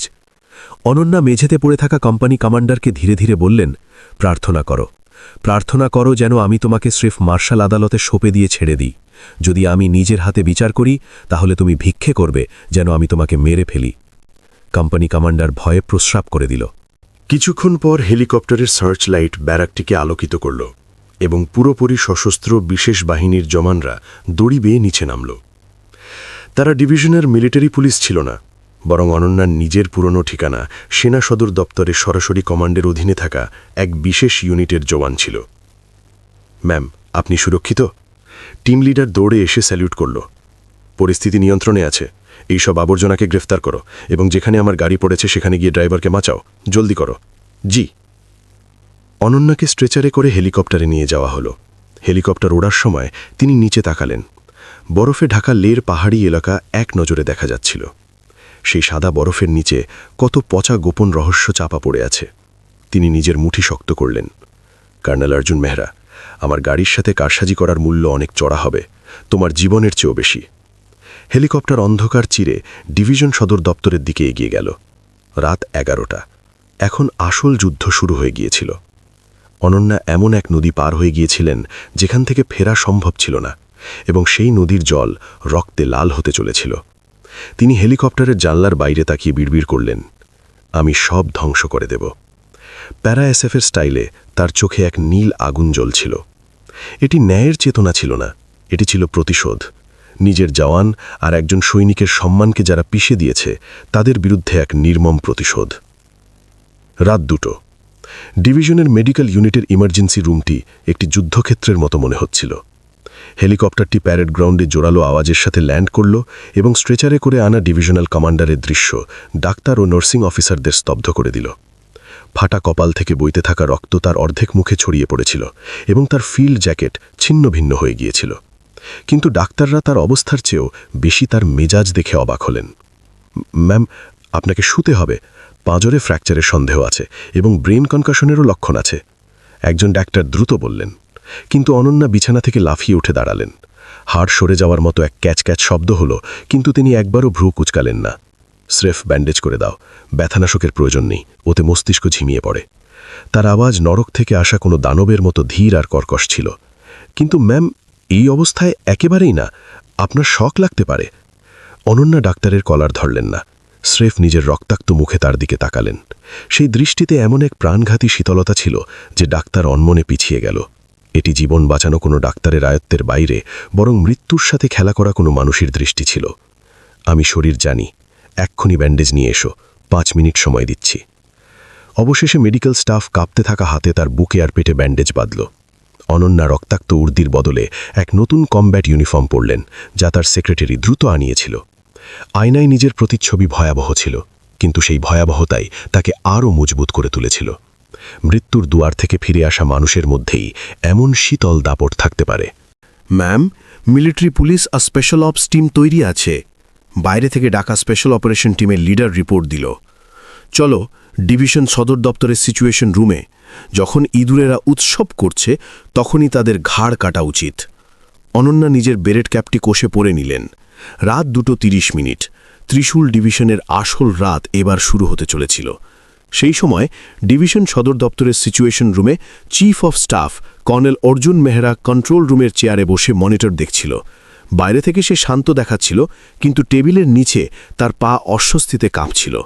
দুর্ঘটনার খবর এতক্ষণে চলে আসা উচিত ছিল। সে বাঁকা নজরে ঘড়ির দিকে তাকালো। সে রিপোর্ট পেয়েছিল যে ভারী তুষারপাতের কারণে যোগাযোগ বিচ্ছিন্ন হয়ে গিয়েছে, কিন্তু যদি গাড়ি উল্টে গিয়ে থাকত তবে কোনো না কোনোভাবে যোগাযোগ হওয়া উচিত ছিল। কিন্তু নীরবতা কি ভালো খবর ছিল? এই বরফ ঝড়ে সেই পাহাড় থেকে গড়িয়ে পড়ার পর বেঁচে থাকার সম্ভাবনা শূন্যের কাছাকাছি ছিল। স্যার, আপনি কি চা খাবেন? ডিউটি অফিসার সাবধানে জিজ্ঞেস করল। অর্জুন মাথা নেড়ে মানা করে দিল। তখনই ধাম করে সিচুয়েশন রুমের ভারী লোহার দরজা কেউ লাথি মেরে খুলল। ডিউটি অফিসার আর ডিউটিতে থাকা সৈনিকরা চমকে দরজার দিকে তাকালো, এবং তারপর তারা নিজেদের চোখকে বিশ্বাস করতে পারল না। প্রবেশদ্বারে রক্ত আর ঠান্ডার গন্ধ নিয়ে অনন্যা দাঁড়িয়েছিলেন। তার পেছনে পুরোপুরি সশস্ত্র কালো রঙের উর্দিতে বিশেষ বাহিনীর জওয়ানরা দাঁড়িয়েছিল। তারা ডিভিশনের লোক ছিল না। ম্যাম, অর্জুন নিজের চেয়ার থেকে লাফিয়ে উঠে দাঁড়ালো। তার মুখ এমন সাদা হয়ে গিয়েছিল যেন সে কোনো ভূত দেখেছে। সে কিভাবে বেঁচে ফিরিল? ব্রেক লাইন তো ঠিকমতো কাটা হয়েছিল। অনন্যা ধীরে ধীরে অর্জুনের দিকে এগোতে লাগলেন। তার বুটের আওয়াজ যখনই সিচুয়েশন রুমের মেঝেতে প্রতিধ্বনিত হচ্ছিল, অর্জুনের হৃৎস্পন্দনও বেড়ে যাচ্ছিল। কেন? তোমার কি মনে হয়েছিল আমি মোড়ে লাশ হয়ে ফিরব, কর্নেল অর্জুন মেহরা? অনন্যা অর্জুনের ঠিক সামনে এসে থামলেন। তার গা থেকে আসা রক্তের গন্ধ অর্জুনের নাকে ঢুকে গেল। এ আপনি কি বলছেন? আপনি সুরক্ষিত আছেন এটা দেখে ভালো লাগলো। যোগাযোগ বিচ্ছিন্ন হওয়ার কারণে আমরা চিন্তিত ছিলাম। অর্জুন অনেক কষ্টে নিজের মুখের ভাব নিয়ন্ত্রণ করে স্বাভাবিক দেখানোর অভিনয় করল। সে সত্যিই এক সাপের মতো ধূর্ত ছিল। চাটাক! এক জোরালো থাপ্পড়ের আওয়াজ পুরো সিচুয়েশন রুমে প্রতিধ্বনিত হল। অনন্যার হাত অর্জুনের গালে সজোরে আঘাত করেছিল। অর্জুনের চশমা ছিটকে মেঝেতে পড়ে গেল এবং তার মুখ থেকে রক্ত বেরোতে লাগল। চিন্তা? তোমার চিন্তা আমার জন্য নয়, বরং নিজের অপরাধ ধরা পড়ার জন্য ছিল। সিচুয়েশন রুমে উপস্থিত সব অফিসার স্তম্ভিত হয়ে গেলেন। ডিভিশনাল কমান্ডার চিফ অফ স্টাফকে থাপ্পড় মেরেছিলেন। এটি যুদ্ধকালীন জরুরি অবস্থার মতো ছিল। ম্যাম, এটা খুব বেশি হয়ে যাচ্ছে। কোনো কারণ ছাড়াই মারধর! অর্জুন চিৎকার করে প্রতিবাদ করতে লাগল। অনন্যা পেছনে দাঁড়িয়ে থাকা স্পেশাল টিমের লিডারকে ইশারা করলেন। টিম লিডার একটি কালো প্লাস্টিকের ব্যাগ টেবিলের উপর উপুর করে দিল। খটাং আওয়াজের সাথে যা পড়ল তা ছিল একটি ধারালোভাবে কাটা ব্রেক অয়েলের পাইপ। এটি আমার গাড়ি থেকে পাওয়া গিয়েছে, কেউ ইচ্ছে করে কেটেছে। মেকানিককে জিজ্ঞাসাবাদ করতেই সে খুব মজাদার কাহিনী শোনাল যে চিফ অফ স্টাফ তাকে এমনটা করতে বলেছিল। অর্জুনের চোখের মনি কাঁপতে লাগল। মেকানিক ধরা পড়ে গিয়েছে। কবে? এটা একটা ষড়যন্ত্র। ওই মেকানিকের সাথে আমার পুরনো শত্রুতা আছে। এখনও আজেবাজে কথা বলছো? অনন্যা টেবিলে রাখা সিচুয়েশন স্টিকটি তুললেন এবং পলক ফেলার আগেই সেটি অর্জুনের বুকে গুতিয়ে দিলেন। অর্জুন দম আটকে মেঝেতে হাঁটু গেড়ে বসে পড়ল। এখন থেকেই সিচুয়েশন রুম বন্ধ থাকবে। ডিভিশনের সব যোগাযোগ নেটওয়ার্ক ব্লক করে দাও। যদি বাইরে একটাও ফোন কল যায় তবে ডিউটি অফিসার হিসেবে সবার আগে তোমাকে কোর্ট মার্শাল করা হবে। অনন্যার আওয়াজ ছিল এক ধারালো ছুরির মতো। একে নিয়ে যাও। ভূগর্ভস্থ বাংকারের জিজ্ঞাসাবাদ কক্ষে স্পেশাল টিমের জওয়ানরা অর্জুনের 2 হাত ধরে তাকে হেঁচড়াতে নিয়ে যেতে লাগল। অর্জুন ছটফট করার চেষ্টা করল, কিন্তু লোহার মতো পাকড়াও তাকে কাবু করে নিল এবং তাকে একটি কুকুরের মতো টেনে নিয়ে যাওয়া হলো। ম্যাম, আপনার অবস্থা? সেক্রেটারি কাঁদতে কাঁদতে এগিয়ে আসার চেষ্টা করল, কিন্তু অনন্যা হাত তুলে তাকে থামিয়ে দিলেন। এখনও শেষ হয়নি। আজ রাতে আমি এই ইউনিটের সব পচা পুঁজ নিংড়ে বের করে দেব। অনন্যা নিজের ঝাপসা হতে থাকা দৃষ্টি ঠিক করতে করতে চেয়ারে বসলেন। পাঁজরে বিদ্ধে থাকা ব্যথা উঠল, কিন্তু তিনি নিজের ইচ্ছা শক্তি দিয়ে তা সহ্য করলেন। মনিটরে ডিভিশনের অধীনস্থ ইউনিটগুলোর অবস্থা দেখা যাচ্ছিল। তেলচোরেরা, সৈনিকদের নির্যাতনকারীরা আর আমার জান নেবার চেষ্টা করার লোকগুলো। তিনি ভ্রু কোচকালেন। সব রেজিমেন্টাল আর ব্যাটালিয়ন কমান্ডারদের ডাকো, এক্ষুনি। যে কেউ আদেশ পালন করবে না বা 10 মিনিটের মধ্যে পৌঁছবে না, তাকে বিদ্রোহী মেনে গ্রেফতার করে নেওয়া হবে। রাত 3টে। ত্রিশূল ডিভিশনের জরুরি সাইরেন বেজে উঠল। ঘুমন্ত অফিসাররা হন্তদন্ত হয়ে উর্দি পরে বাইরে ছুটলেন। কারণ না জেনেই তারা ডিভিশনাল সদর দপ্তরের দিকে ছুটলেন এবং তাদের মাথার ওপর ঘন অন্ধকারের সাথে এক রক্তাভ মেঘ ঘনিয়ে আসছিল। অনন্যা ছাদে গেলেন এবং বরফ ঝড়ের মুখোমুখি হলেন, নিজের তপ্ত শরীরকে শীতল করার জন্য। আমি আপনাকে মনে করছি সিনিয়র। তিনি প্যারা এসএফের দিনগুলিতে শহীদ হওয়া এক সিনিয়রকে মনে করলেন। অন্যায়কে দয়া দিয়ে নয়, বরং আরও বেশি ভয় দিয়ে কুচকে দিতে হয়। সিনিয়রের শিক্ষা তার কানে প্রতিধ্বনিত হচ্ছিল। অনন্যা নিজের মুষ্টি শক্ত করলেন। আজ রাতে তিনি একজন দয়ালু কমান্ডার হবার চিন্তা ত্যাগ করেছিলেন। তিনি একজন বিচারক হবার সিদ্ধান্ত নিয়েছিলেন। সকাল 7টা। সূর্য উঠছিল, কিন্তু ভূগর্ভস্থ বাংকারের জিজ্ঞাসাবাদ কক্ষটি এখনও রাতের মতো অন্ধকার ছিল। নোনা ধরা দেওয়াল আর লোহার গন্ধের মিশ্রণ। এই জায়গাটি সাধারণত ব্যবহার করা হতো না, কিন্তু আজকের দিনটি আলাদা ছিল। ত্রিশূল ডিভিশনের স্বঘোষিত শাসকেরা একে একে এখানে আনা হয়েছিল। জিজ্ঞাসাবাদ কক্ষ নম্বর 1।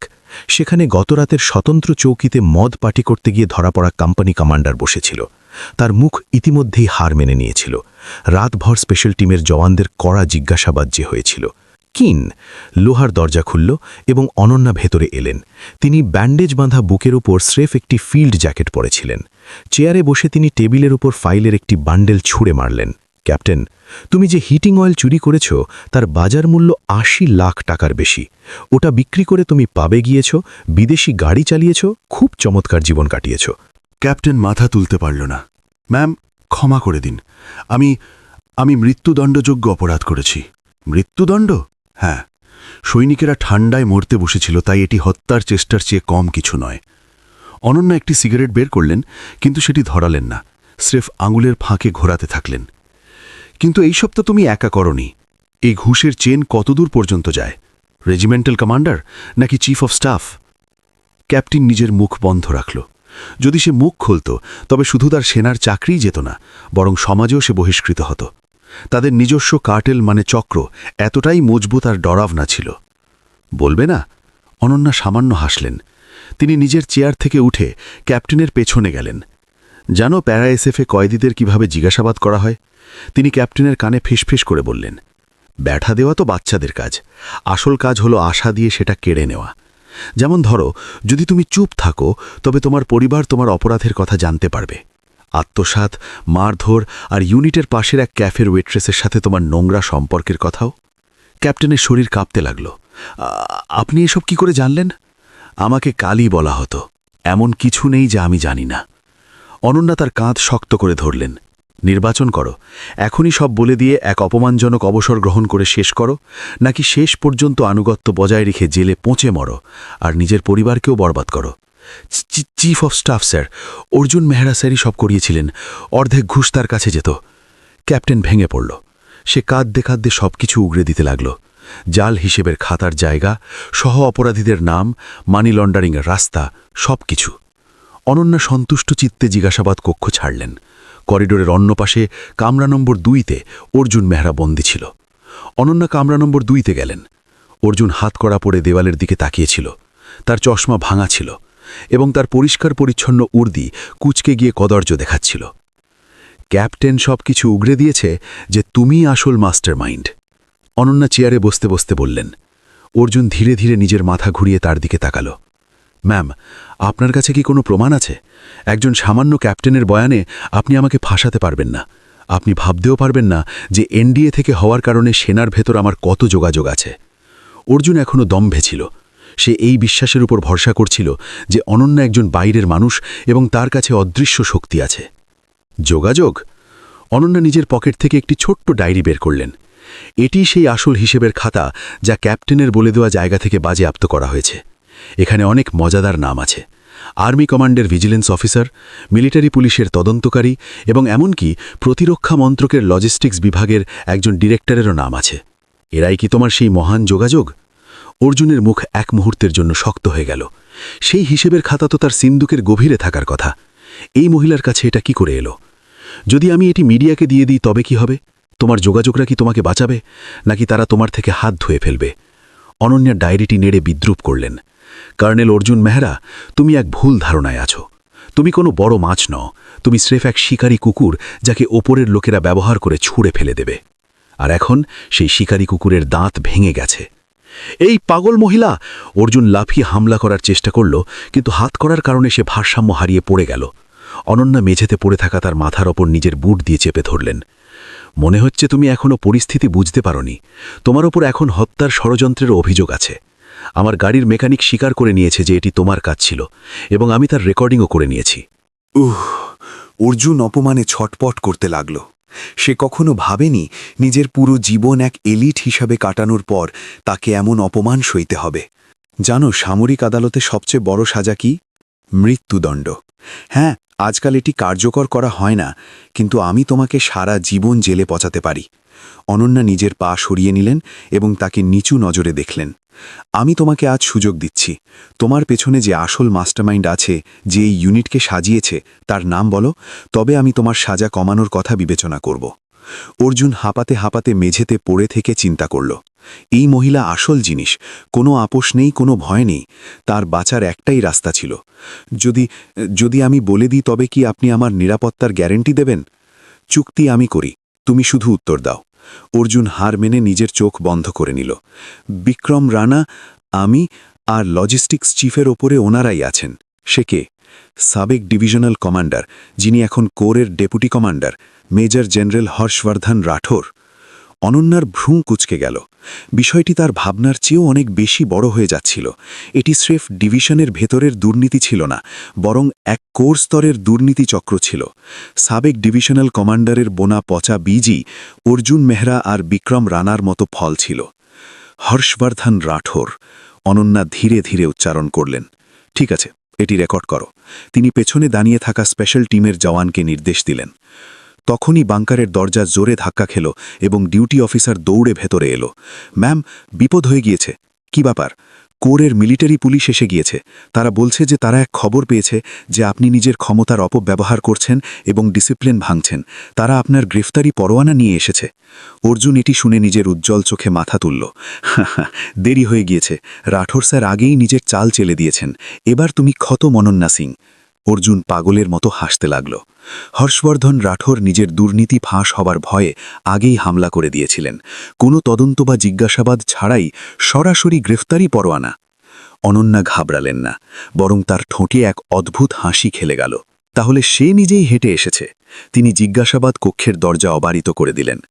আমি বলেছিলাম না আমি প্যারা এসএফ থেকে এসেছি। শত্রু যত মজবুত হয়, লড়াই তত মজাদার হয়। অনন্যা অর্জুনের দিকে চোখ টিপলেন। ভালো করে দেখো আমার মজবুত সাহায্যকারী কিভাবে ভেঙে পড়ে। তিনি বাংকার থেকে বেরিয়ে এলেন। সকাল 8টা। ত্রিশূল ডিভিশনের প্যারেড গ্রাউন্ডে কোরের মিলিটারি পুলিশের গাড়ি আর সশস্ত্র জওয়ানরা মোতায়েন ছিল।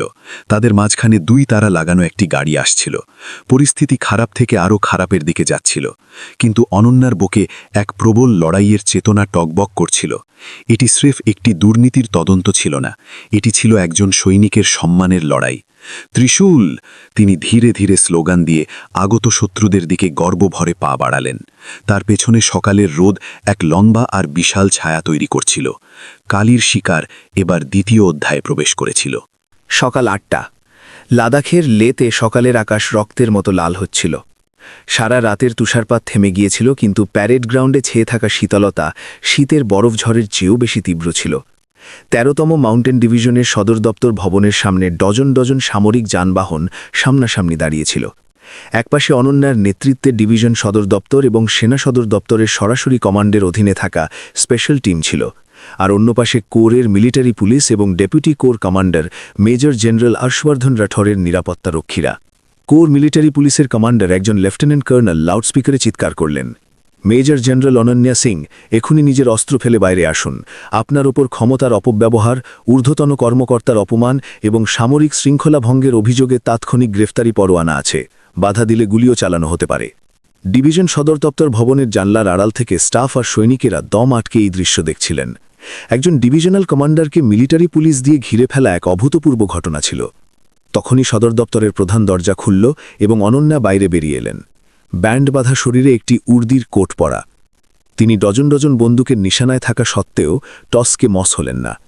তার পেছনে কালো রঙের অ্যান্টি টেররিস্ট উর্দিতে স্পেশাল টিমের জওয়ানরা অটোমেটিক রাইফেল নিয়ে এক অর্ধচন্দ্রাকার ঘেরাওয়ে তাকে সুরক্ষা দিচ্ছিল। গুলি! অনন্যার আওয়াজ লাউডস্পিকার ছাড়াই জোরালোভাবে প্রতিধ্বনিত হল। আমার ইউনিটে আমার অনুমতি ছাড়া গুলি চালাবে? কোর মিলিটারি পুলিশ কমান্ডার, তুমি কি জ্ঞান হারিয়েছ? তিনি ধীরে ধীরে সিঁড়ি দিয়ে নিচে নামলেন। মিলিটারি পুলিশের জওয়ানরা ঘাবড়ে গিয়ে পিছিয়ে গেল। তার থেকে নির্গত দাপট ছিল এক বুনো শিকারের মতো। এটি পরোয়ানা তামিল করা হচ্ছে, দয়া করে সহযোগিতা করুন, মিলিটারি পুলিশ কমান্ডার কাঁপা কাঁপা গলায় পরোয়ানা নেড়ে বলল। অনন্যা হেসে উঠলেন। কি, ওই কাগজের টুকরোটা আমার জীবনের চেয়ে বেশি ভারী, নাকি ওর পেছনে লুকিয়ে থাকা তোমার মালিকের জীবনের চেয়ে বেশি ভারী? অনন্যার নজর মিলিটারি পুলিশের গাড়িগুলোর পেছনে দাঁড়িয়ে থাকা একটি কালো সেডানের ওপর গেল। গাঢ় টিন্টের জানলা ধীরে ধীরে নিচে নামল। সেখানে সাদা চুল আর তীক্ষ্ণ চেহারার এক প্রৌঢ় লোক বসেছিল, সাবেক ডিভিশনাল কমান্ডার এবং বর্তমান deputy core commander Harshvardhan Rathore. সে বিরক্তি নিয়ে ভ্রু কুচকালো এবং গাড়ির দরজা খুলে বাইরে এলো। মেজর সিং, এসব কি তামাশা হচ্ছে? হর্ষবর্ধন একটি লাঠির সাহায্যে বাইরে এলো। তার পায়ে কোনো সমস্যা ছিল না, সে স্রেফ নিজের ক্ষমতার প্রদর্শনের জন্য লাঠি ব্যবহার করত। তামাশা? আমি তো আমার ইউনিটের সাফাই করছিলাম, কিন্তু যখন সাফাই কর্মী আবর্জনা পরিষ্কার করতে শুরু করল, তখন আবর্জনার মালিক এসে হাঙ্গামা করতে লাগল। অনন্যার তীক্ষ্ণ কথায় হর্ষবর্ধনের মুখ লাল হয়ে গেল। মুখ সামলে কথা বলো, আমি তোমার সরাসরি ঊর্ধ্বতন কর্মকর্তা। আমার লোকজনকে হাত দেওয়ার সাহস করলে, আর এখন আমারও অপমান করছো? মনে হচ্ছে প্যারা এসএফএ থেকে তোমার চোখে পর্দা পড়ে গিয়েছে। এটি লড়াইয়ের ময়দান নয়, এখানে রাজনীতি আর ব্যবস্থা থাকে। হর্ষবর্ধন নিজের লাঠি দিয়ে মাটিতে ধপধপ শব্দ করল। বিক্রম রানা আর অর্জুন মেহরাকে এখনই মুক্তি দাও, আর তুমি চুপচাপ মিলিটারি পুলিশের সাথে গিয়ে তদন্তে সহযোগিতা করো। তবে আমি এই বিষয়টি নিজের স্তরে রফাদফা করে দেব। তোমার চাকরি তো যাবে, কিন্তু জেল যাওয়ার হাত থেকে বেঁচে যাবে। সে এমনভাবে বলল যেন এটি তার চরম দয়া। সে জানত যদি অর্জুন আর বিক্রম মুখ খোলে, তবে তার দুর্নীতিও সামনে আসবে। সেই কারণে সে অনন্যাকে ভুলিয়ে ভালিয়ে আর ধমক দিয়ে তার মুখ বন্ধ করতে চাইল। অনন্যা নিজের পকেট থেকে একটি সিগারেট বের করলেন। পাশে দাঁড়িয়ে থাকা স্পেশাল টিমের লিডার সেটি ধরিয়ে দিল। তিনি এক গভীর টান দিলেন এবং তারপর হর্ষবর্ধনের মুখে লম্বা ধোঁয়া ছাড়লেন। ধোঁয়া হর্ষবর্ধনের মুখকে ঘিরে ধরল। এসব কি অভদ্রতা? আপোষ? চুক্তি? মেজর জেনারেল রাঠোর, আপনি মস্ত বড় ভুল করছেন। অনন্যা সিগারেটটি মাটিতে পিষে নিভিয়ে দিলেন। আমি আজ আপনার সাথে কোনো চুক্তি করতে আসিনি, আমি আপনাকে ধরতে এসেছি। কি? আমাকে ধরবে? এই মেয়েটি তো পুরোপুরি পাগল হয়ে গিয়েছে। কোনো প্রমাণ আছে? অর্জুন, সেই সাপের মতো লোক, সে আমার বিরুদ্ধে কখনো বলবে না। হর্ষবর্ধন হাসল। সে জানত অর্জুন তার দুর্বলতাগুলো ভালোভাবেই চেনে, কিন্তু পাশাপাশি এও জানত যে সে অর্জুনের পরিবারকে জিম্মি করে রেখেছে। সেই কারণেই সে নিশ্চিন্ত ছিল। হ্যাঁ, অর্জুন মুখ বন্ধ রাখার চেষ্টা করছিল, কিন্তু প্রমাণ স্রেফ মুখ দিয়ে বেরোয় না। অনন্যা ইশারা করলেন এবং একজন স্পেশাল টিমের জওয়ান একটি বড় ব্রিফকেস নিয়ে এলো। অনন্যা ব্রিফকেস খুললেন এবং তাতে একটি রেকর্ডার বের করলেন। শুনুন, এটি দুর্ঘটনাস্থলের একেবারে টাটকা আওয়াজ। প্লে বাটন টিপতেই খড়খড়ানির মধ্যে একটি চেনা আওয়াজ এলো। এটি গত রাতে অনন্যার গাড়ির মেরামত করা মেকানিকের গলা ছিল। আমাকে বাঁচান, আমি স্রেফ সেটাই করেছি যা আমাকে করতে বলা হয়েছিল। Chief of staff Arjun Mehra বলেছিলেন যে এটি উপর থেকে আদেশ, এবং আরও উপর থেকে আদেশ এসেছে যে deputy core commander Harshvardhan Rathore major general Ananya সিংকে পুরোপুরি খতম করার নির্দেশ দিয়েছেন। বলেছিলেন যে যদি আমরা ব্যর্থ হই তবে আমাদের পুরো পরিবারকে মেরে ফেলবেন। হর্ষবর্ধনের মুখ ফ্যাকাশে হয়ে গেল। এটা জালিয়াতি, কোনো মিমিক্রি আর্টিস্টকে নিয়ে এসছে। আর একটা জিনিস, অনন্যা এবার একটি মোটা হিসেবের খাতা বের করলেন। এটি অর্জুন মেহরার ব্যক্তিগত সিন্দুক থেকে নয়, বরং কর্নেল বিক্রম রানার কোয়ার্টারের ছাদ থেকে পাওয়া গিয়েছে। বিক্রম অর্জুনের চেয়ে বেশি ভীরু ছিল, তাই সে প্রতিটি জিনিসের রেকর্ড রেখেছিল, এই ভয়ে যে পাছে তাকে ধোঁকা দেওয়া না হয়। মেজর জেনারেল রাঠোরকে দেওয়া ঘুষের তারিখ, পরিমাণ, জায়গা এবং এমনকি গোল্ড পার্টিতে পরা কাফলিংয়ের রঙও আছে। হর্ষবর্ধন পিছিয়ে গেল। এটি ছিল এক নিখুঁত ফাঁদ। অনন্যা গতরাতে অর্জুনকে জিজ্ঞাসাবাদের নাটক করার পাশাপাশি স্পেশাল টিমকে বিক্রমের কোয়ার্টারে তল্লাশি চালানোর জন্য পাঠিয়েছিলেন। ওই মহিলাকে ধরো, এক্ষুনি গুলি করো। ও জাল প্রমাণ দেখিয়ে একজন ঊর্ধ্বতন কর্মকর্তাকে ধমকাচ্ছে। এটি একটি বিদ্রোহ। হর্ষবর্ধন চিৎকার করে মিলিটারি পুলিশকে আদেশ দিতে লাগল। কোর মিলিটারি পুলিশের জওয়ানরা ইতস্তত করে নিজেদের বন্দুক তুলতে লাগল। উত্তেজনা চরমে ছিল। যদি কেউ ট্রিগার টিপে দিত তবে এক রক্তাক্ত গৃহযুদ্ধ শুরু হয়ে যেত। তখনই ধু ধু ধু ধু ধু আকাশ চিরে এক জোরালো আওয়াজের সাথে 3টি হেলিকপ্টার ডিভিশন সদর দপ্তরের ওপরে দেখা দিল। তাদের পাশে সেনা সদর দপ্তরের চিহ্ন স্পষ্ট দেখা যাচ্ছিল। কি এসব? সেনা সদর দপ্তর? হর্ষবর্ধন অবাক হয়ে আকাশের দিকে তাকালো। হেলিকপ্টার থেকে দড়ি নিচে নামল এবং কালো স্যুট পরা এজেন্টরা নিচে নামতে লাগল। তারা সাধারণ সৈনিক ছিল না, তারা সেনার ভেতরের দুর্নীতি ফাঁস করা এবং উচ্চপদস্থ কর্মকর্তাদের তদন্ত করার যমদূত ছিল। সেনার কেন্দ্রীয় তদন্ত ইউনিটের এজেন্টরা সবার আগে তদন্ত ইউনিটের প্রধানের সাথে এসে অনন্যা আর হর্ষবর্ধনের মাঝে দাঁড়ালেন। পরিস্থিতি শেষ, সব সৈনিক অস্ত্র নিচে নামাও। তদন্ত প্রধানের এক আদেশে কোর মিলিটারি পুলিশ স্তব্ধ হয়ে গেল। কেন্দ্রীয় তদন্ত ইউনিটের আশা এক এমন মোড় যার আশা কেউ করেনি। অনন্যা হর্ষবর্ধনকে দেখে শীতলভাবে হাসলেন। আমি বলেছিলাম না, আমি এক ফাঁদ পেতেছি। আপনার মতো বড় মাছকে ধরার জন্য একটা টোপ প্রয়োজন ছিল। আমার জীবন আর এই ডিভিশনের অশান্তির টোপ। অনন্যা নিজের নিয়োগের আগেই হর্ষবর্ধন আর তার চক্রের বিরুদ্ধে তদন্ত শুরু করে দিয়েছিলেন, কিন্তু তার কাছে চূড়ান্ত প্রমাণের অভাব ছিল এবং তাদের এই চরম পদক্ষেপ নিতে বাধ্য করার জন্য তিনি জানবুঝে এক দুর্বল শুরু করে তাদের উস্কানি দিয়েছিলেন। বিক্রম রানাকে উস্কানি দেওয়া, অর্জুন মেহরাকে নাড়ানো, যাতে তাদের হোতা হর্ষবর্ধন রাঠোর নিজেই হেঁটে বাইরে আসে। এটি ছিল এক মস্ত বড় খেলা। অনন্যা, তুমি শুরু থেকেই... হর্ষবর্ধন কাঁপতে লাগল। তদন্ত প্রধান হর্ষবর্ধনের কাছে গেলেন। মেজর জেনারেল হর্ষবর্ধন রাঠোর, আপনাকে লজিস্টিক্স দুর্নীতি, হত্যার ষড়যন্ত্র এবং ঘুষ নেওয়ার অভিযোগে তাৎক্ষণিক গ্রেফতার করা হচ্ছে। এখন আর আপনার লাঠির প্রয়োজন পড়বে না। জেলের কুঠুরি এতই ছোট হয় যে সেখানে চলাফেরা করার খুব বেশি প্রয়োজন পড়ে না। তদন্তকারীরা হর্ষবর্ধনের 2 হাত মুছড়ে হাত কড়া পরিয়ে দিল। ছাড়ো আমাকে, তোমরা জানো না আমি কে? প্রতিরক্ষা কমিটির চেয়ারম্যান আমার ভাইয়ের মতো, তোমরা সবাই মারা পড়বে। হর্ষবর্ধন চিৎকার করতে থাকল, কিন্তু তার চিৎকার এক অন্তঃসার শূন্য প্রতিধ্বনি হয়ে মিলিয়ে গেল। অনন্যা হাত বেঁধে সেই দৃশ্য দেখলেন। সকাল 9টা বেজেছিল, সূর্য পুরোপুরি উঠে গিয়েছিল এবং প্যারেড গ্রাউন্ডের বরফ গলাচ্ছিল। কিন্তু এটি এখনও শেষ হয়নি। নিয়ে যাওয়ার সময়ও হর্ষবর্ধন অনন্যাকে এক বিষাক্ত নজরে দেখল। দেখে নিও, তুমি কি ভাবছো আমি এভাবেই শেষ হয়ে যাব? সেই দৃষ্টি স্রেফ এক বিরক্তি ছিল না, এটি ছিল এক সংকেত যে এর পেছনে আরও কোনো গভীর এবং অন্ধকার শক্তি আছে। অনন্যার এক সহজাত অনুভূতি হল যে সম্ভবত হর্ষবর্ধনও স্রেফ একটি ঘুঁটি। কিন্তু এখন জয়ের উৎসব পালন করার সময় ছিল। অনন্যা ঘুরে নিজের জওয়ান, স্পেশাল টিম আর ডিভিশন স্টাফদের দিকে তাকালেন। তাদের চোখে সম্মান আর শ্রদ্ধার ভাব ভরা ছিল। পরিস্থিতি শেষ, সবাই নিজের ডিউটিতে ফিরে যাও। অনন্যা অবহেলায় আদেশ দিলেন এবং সদর দফতরের ভবনের দিকে হাঁটতে শুরু করলেন। কিন্তু তার পদক্ষেপ আগে থেকে অনেক বেশি ভারী ছিল। স্রেফ পাঁজরের ব্যথার কারণে নয়, এই বিশাল যুদ্ধের দায়িত্ব তার কাঁধেই ছিল, যা সবেমাত্র শুরু হয়েছিল। সকাল 11টা। ডিভিশন কমান্ডারের দফতর ঝড়ের পরে নিস্তব্ধতায় ডুবেছিল।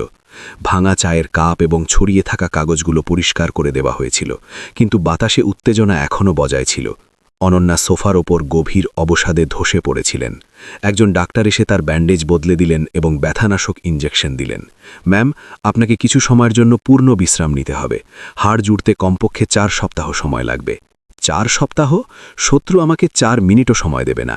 অনন্যা তিক্ততার সাথে হাসলেন। সেক্রেটারি সাবধানে এসে রিপোর্ট দিল, ম্যাম, হর্ষবর্ধন রাঠোর, অর্জুন মেহরা এবং বিক্রম রানা সবাইকে সেনার জেলে পাঠিয়ে দেওয়া হয়েছে এবং সেনা সদর দপ্তর থেকে একটি আনুষ্ঠানিক বিবৃতি এসেছে। তারা আপনার সিদ্ধান্তের উপর পূর্ণ ভরসা করেন এবং ডিভিশনকে স্বাভাবিক করতে সব রকম সাহায্য করবেন। এটা তো হওয়ারই ছিল। প্রমার এতটাই স্পষ্ট ছিল যে তারা অন্য কিছু বলতেই পারত না।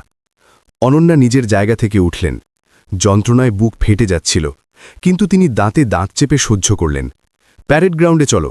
জি, কিন্তু আপনার বিশ্রাম নেওয়া উচিত। না, এখনই যেতে হবে। সৈনিকেরা দেখছে। কমান্ডারদের একে একে ধরে নিয়ে যেতে দেখে সৈনিকদের মনোবল ভেঙে গিয়ে থাকবে।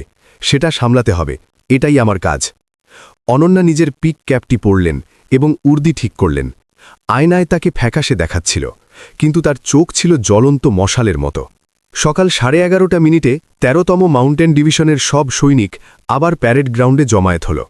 কালকের নিয়োগ অনুষ্ঠানের থেকে আজকের পরিবেশ একেবারে আলাদা ছিল। কাল কৌতূহল আর উপহাসের মিশ্রণ ছিল, তো আজ ভয়, উত্তেজনা আর এক অজানা আশা ছিল। মঞ্চে উঠে অনন্যা মাইক ধরলেন। শুধু বাতাসের শোঁ শোঁ শব্দ প্যারেড গ্রাউন্ডে প্রতিধ্বনিত হচ্ছিল। 13তম মাউন্টেন ডিভিশনের জওয়ান এবং অফিসাররা, তার আওয়াজ স্পিকার থেকে বেরিয়ে এলো। গত 24 ঘণ্টায় আমরা আমাদের লজ্জাজনক আসল চেহারা দেখেছি। তোমরা এটা জেনে রাগান্বিত ও হতাশ হয়েছ যে তোমাদের কমান্ডাররা চোর, বিশ্বাসঘাতক আর খুনি ছিল। সৈনিকেরা ঢোক গিলতে গিলতে তার ঠোঁটের দিকে তাকিয়েছিল। কিন্তু লজ্জিত হইও না। অপরাধ তারা করেছে, তোমরা নও, যারা চুপচাপ দেশের রক্ষা করেছ। পচে যাওয়া মাংস আমি কেটে ফেলেছি। এখন শুধু নতুন ত্বক জন্মানোর সুযোগ দিতে হবে। অনন্যা মঞ্চ থেকে নিচে নামলেন এবং প্রথম সারিতে দাঁড়িয়ে থাকা সৈনিকদের কাছে গেলেন। তারা সেই সৈনিক ছিল যাদের অনন্যা গতরাতে স্বতন্ত্র চৌকি থেকে বাঁচিয়েছিলেন, সিপাহী রমেশ ও তার সঙ্গীরা। অনন্যা সিপাহী রমেশের সামনে গিয়ে দাঁড়ালেন। রমেশ পুরোপুরি টানটান হয়ে সাবধান মুদ্রায় দাঁড়িয়েছিল। খাবার খেয়েছ? অনন্যার হঠাৎ প্রশ্নে রমেশ তোতলাতে লাগল। জি জি, খেয়েছি। ঠান্ডা কেমন? হিটার ঠিক হয়েছে? জি, আজ সকালে লজিস্টিক্স বিভাগ নতুন তেল ভরে দিয়েছে। ব্যারাক গরম আছে। রমেশের গলায় এক নতুন শক্তি ছিল। অনন্যা হাসলেন। এই হাসি সেই শয়তানি হাসি ছিল না যা তিনি বিক্রম রানাকে দেখিয়েছিলেন। এটি ছিল এক বড় বোন বা মায়ের মতো এক অকৃত্রিম উষ্ণ হাসি। ঠিক আছে, শুধু এটুকুই যথেষ্ট। অনন্যা রমেশের কাঁধে চাপড়ে দিয়ে আবার মঞ্চে ফিরে গেলেন। আমি তোমাদের কথা দিচ্ছি, আমার ইউনিটে কোনো সৈনিক ঠান্ডা আর ক্ষুধায় কাঁদবে না। যদি কেউ তোমাদের প্রাপ্য ছিনিয়ে নেয় বা তোমাদের হেনস্থা করে, সে যেই হোক না কেন, তার র্যাঙ্ক যাই হোক না কেন, আমি নরকের শেষ পর্যন্ত তাকে ধাওয়া করে সাজা দেব। ওয়াও! এক জয়ধ্বনি গর্জে উঠল। এটি ছিল এক স্বতঃস্ফূর্ত জয়ধ্বনি। সৈনিকেরা মন থেকে জয়ধ্বনি করল। এটি এমন এক মুক্তির অনুভূতি ছিল যেন তাদের ওপর থেকে এক বিশাল বোঝা নেমে গিয়েছে। ত্রিশূল, ত্রিশূল, অনন্যা সিং, অনন্যা সিং! প্যারেড গ্রাউন্ডের সেই গগনবিদারী জয়ধ্বনির মাঝে অনন্যা স্যালুট দিলেন। তার আঙুলগুলো ছিল স্থির এবং চোখ ছিল সামান্য সজল। এটিই ছিল আসল নিয়োগ অনুষ্ঠান। র্যাঙ্ক দিয়ে দাবিয়ে রাখা নয়, বরং মন জয় করা। এক প্রকৃত কমান্ডারের জন্ম হল। অনুষ্ঠানের পর যখন সৈনিকেরা ফিরে যাচ্ছিল, একটি গাড়ি প্যারেড গ্রাউন্ডের এক কোনায় এসে থামল। এটি একটি সাধারণ সাজসজ্জাহীন জিপ ছিল। সেই গাড়ি থেকে যিনি নামলেন তিনি ছিলেন সাদা চুলের এক বৃদ্ধ ভদ্রলোক। তিনি উর্দি পড়েছিলেন না, কিন্তু তার থেকে নির্গত তেজ বলে দিচ্ছিল যে তিনি একজন অবসরপ্রাপ্ত উচ্চপদস্থ জেনারেল ছিলেন। অনন্যা তাকে দেখা মাত্রই মঞ্চ থেকে লাফিয়ে নিচে নামলেন এবং সম্মানপূর্বক স্যালিউট দিলেন। জয় হিন্দ! সাবেক প্যারা এসএফ কমান্ডার অনন্যা সিং সিনিয়রের কাছে রিপোর্ট করছে। সেই বৃদ্ধ ভদ্রলোক ছিলেন অনন্যার প্যারা এসএফের দিনগুলোর গুরু এবং এক মহান special forces commander, general Amarjit Singh Bakshi. এখন তিনি অবসরপ্রাপ্ত, কিন্তু সেনার ভেতরে তার প্রভাব এখনও অটুট ছিল। আরে বেটি, বাবুলি মেজর জেনারেল, তুমি তো এখানে তুফান তুলে দিয়েছ। খবরে সব জায়গায় তুমিই আছো। জেনারেল বাক্সি স্নেহভরে হাসতে হাসতে অনন্যার ব্যান্ডেজ বাঁধা হাতটি ধরলেন। ক্ষমা করবেন স্যার, আমি এটি শান্তভাবে মিটিয়ে দিতে চেয়েছিলাম, কিন্তু ওরা সীমা ছাড়িয়ে গিয়েছিল। না, ভালোই করেছ। বিস্ফোড়াকে ফাটাতেই হয়। ওই হর্ষবর্ধন রাঠোরের উপর আমি চাকরিরত অবস্থা থেকেই নজর রাখছিলাম। অবশেষে ও আমার হাতে এসেই গেল। জেনারেল বাক্সি অনন্যার কাঁধে হাত রাখলেন এবং সদর দপ্তর ভবনের দিকে হাঁটতে শুরু করলেন। কিন্তু অনন্যা, তুমি শুনেছ না হর্ষবর্ধন যাওয়ার সময় কি বলল? এর পেছনে অন্য কেউ আছে। জি, আমার ধারণা আছে হর্ষবর্ধনের মতো ব্যক্তির পক্ষে কোরের ভেতরে এত বড় দুর্নীতি করা প্রতিরক্ষা মন্ত্রক বা রাজনৈতিক মহলের মদত ছাড়া অসম্ভব। অনন্যার মুখ আবার শক্ত হয়ে গেল। এক পাহাড়ের পর আর এক পাহাড় ছিল। সাবধান থাকতে হবে, এবার আসল যুদ্ধ শুরু হবে। এটি তলোয়ার আর বন্দুকের নয়, বরং ষড়যন্ত্র আর ধোঁকার রাজনৈতিক খেলা হবে। তুমি কি এটা সামলাতে পারবে? জেনারেল বাক্সির চিন্তিত প্রশ্নে অনন্যা আকাশের দিকে তাকালেন। বরফ থামার পর আকাশ ছিল অবিশ্বাস্যভাবে নীল। স্যার, আমি প্যারা এসএফে শিখেছি, শত্রু যেই হোক, যেখানেই লুকিয়ে থাক, শেষ পর্যন্ত তাকে ধাওয়া করে খতম করতে হবে। আমার শব্দকোষে হার শব্দটা নেই। হ্যাঁ, ঠিক তাই, কালী অনন্যা সিং। জেনারেল বাক্সি হাসলেন। দপ্তরে ফিরে অনন্যা সেক্রেটারিকে চায়ের আদেশ দিলেন। 1 কাপ চা দাও, এবার আসল চা। কিছুক্ষণ পর সেক্রেটারি এক ভাপ ওঠা মগে চা নিয়ে এলো। অনন্যা সুগন্ধ নিলেন এবং এক চুমুক দিলেন। কড়া কিন্তু গভীর স্বাদ তার মুখে ছড়িয়ে পড়ল। হ্যাঁ, চায়ের স্বাদ এমনই হয়, শুধু মিষ্টি জল মেশানো চায়ের প্রয়োজন নেই। তিনি জানলা দিয়ে বাইরে তাকালেন। প্যারেড গ্রাউন্ডে সৈনিকেরা বরফ পরিষ্কার করতে করতে উৎসাহ নিয়ে কাজ করছিল। কাল পর্যন্ত যে ইউনিটটি মৃত মনে হচ্ছিল, সেটি এখন প্রাণ ভরে শ্বাস নিচ্ছে। কিন্তু তিনি জানতেন এই শান্তি মাত্র কিছু সময়ের জন্য। হর্ষবর্ধনের পেছনের মাস্টারমাইন্ড, অন্ধকারে লুকিয়ে থাকা এক বিশাল কালো ছায়া, শীঘ্রই তার দিকে নিজের কালো হাত বাড়িয়ে দেবে। অনন্যা টেবিলের ড্রয়ার খুললেন এবং একটি পিস্তল বের করলেন। তেল মাখানো একটি ব্যারেটা পিস্তল শীতল দ্যুতি ছড়াচ্ছিল। তিনি ম্যাগাজিন পরীক্ষা করলেন এবং আবার ড্রয়ারে রেখে দিলেন। এসো, যেই আসুক, আমি ত্রিশূল হয়ে একে রক্ষা করব। তার চোখে আরেকবার বিদ্যুৎ খেলে গেল। ১৩তম মাউন্টেন ডিভিশনের শীতকাল শেষ হয়েছিল, কিন্তু অনন্যার যুদ্ধ সবেমাত্র শুরু হয়েছিল। রাত 11টা। ঝড়ের আগের নিস্তব্ধতায় ডুবে থাকা ডিভিশনাল কমান্ডারের কোয়ার্টারে ফোনের তীব্র ঘণ্টি বেজে উঠল। অনন্যা সোফায় বসে টেলিভিশন স্ক্রিন দেখছিলেন। স্ক্রিনে একজন নিউজ অ্যাঙ্কার উত্তেজিত স্বরে ব্রেকিং নিউজ দিচ্ছিল। ব্রেকিং নিউজ, সেনার একটি সীমান্ত ইউনিটে এক অভূতপূর্ব বিশৃঙ্খলার ঘটনা ঘটেছে। আমরা খবর পেয়েছি যে একজন নতুন ডিভিশন কমান্ডার নিজের নিয়োগের প্রথম দিনেই নিজের স্টাফ অফিসারদের উপর নির্মমভাবে হামলা করেছেন এবং সাবেক ডিভিশন কমান্ডারকে মিথ্যে অভিযোগে ফাঁসিয়ে গ্রেফতার করিয়েছেন। প্রতিরক্ষা কমিটির সদস্য সাংসদ অবিনাশ দেশমুখ উক্ত ডিভিশন কমান্ডারের মানসিক মূল্যায়ন এবং তাৎক্ষণিক বরখাস্তের দাবি জানিয়েছেন। স্ক্রিনে অনন্যার অর্জিন মেহরাকে থাপ্পড় মারার দৃশ্যটি কারসাজি করে বারবার দেখানো হচ্ছিল। আগে পরের প্রসঙ্গ কেটে দেওয়া হয়েছিল, শুধু তার হিংসাকে ফুটিয়ে তোলা হয়েছিল। তৈরি আছে, অনন্যা শান্তভাবে বিড়বিড় করলেন। হর্ষবর্ধন রাঠোর ধরা পড়ার মাত্র অর্ধেক দিনের মধ্যেই এসব হয়ে গিয়েছিল। এটি একটি সংকেত ছিল যে হর্ষবর্ধনের পেছনের বিশাল শক্তি সক্রিয় হয়ে উঠেছে। অবিনাশ দেশমুখ প্রতিরক্ষা কমিটির এক প্রভাবশালী সদস্য এবং পরবর্তী প্রতিরক্ষা মন্ত্রী হিসেবে চর্চিত এক বড় রাজনৈতিক নেতা। প্রতিরক্ষা চুক্তিতে দুর্নীতির হোতা বলা হয় তাকে। ফোনের ঘণ্টি ক্রমাগত বেজে যাচ্ছিল। প্রাইভেট নম্বর। অনন্যা রিসিভার তুললেন। অনন্যা সিং বলছি। খুব চুপচাপ, মেজর জেনারেল। খবর দেখছ? রিসিভারের অন্য প্রান্ত থেকে এক কর্কশ আর উদ্ধত আওয়াজ এলো। এটি অবিনাশ দেশমুখ ছিল। হ্যাঁ, দেখছি। সম্পাদনার ধরন হলিউড ফিল্মের মতো। তথ্য কেটে শুধু চাঞ্চল্যকর বিষয়গুলো পরিবেশন করার শিল্পটি সত্যিই প্রশংসনীয়। মুখ সামলে কথা বলো। মনে হচ্ছে পরিস্থিতির গুরুত্ব তোমার আন্দাজ নেই। তুমি খতম হয়ে গিয়েছ। কাল সকালের মধ্যে মিলিটারি পুলিশ তোমাকে গ্রেফতার করে নেবে। অভিযোগ ক্ষমতার অপব্যবহার, মারধর এবং সেনার সম্মানে আঘাত লাগানো। তো অনন্যার গলায় কোনো উত্তেজনা ছিল না। আপনি নিশ্চয়ই শুধু হুমকি দেওয়ার জন্য এই সময় ফোন করেননি। আপনি কি কোনো রফাদফা করতে চান, নাকি এটি যুদ্ধের ঘোষণা? অবিনাশ দেশমুখ অবিশ্বাসের সাথে হাসল। রফাদফা? একটা ছোট্ট মেয়ে কোথা থেকে রফাদফা করতে এসেছে? এটি একটি সতর্কতা। এখনও সময় আছে। হর্ষবর্ধন রাঠোরকে ছেড়ে দাও এবং সব দায়ভার নিয়ে স্বেচ্ছায় ইস্তফা দিয়ে দাও, আর ঘোষণা করো যে তোমার কিছু মানসিক সমস্যা ছিল, তবে আমি তোমার পেনশনের ব্যবস্থা করে দেব। অনন্যা টেবিলে রাখা পিস্তলটি স্পর্শ করলেন। শীতল ধাতুর ছোঁয়া তার আঙুলে অনুভূত হল। আর যদি আমি না বলি? না মেজর জেনারেল, লেহের রাতগুলো লম্বা আর বিপজ্জনক হয়, বিশেষ করে তোমার মতো একা থাকা মহিলার কোয়ার্টারের জন্য। দুর্ঘটনা যে কোনো সময় যে কোনো জায়গায় হতে পারে, যেমন গ্যাসের বিস্ফোরণ বা কোনো ডাকাতি।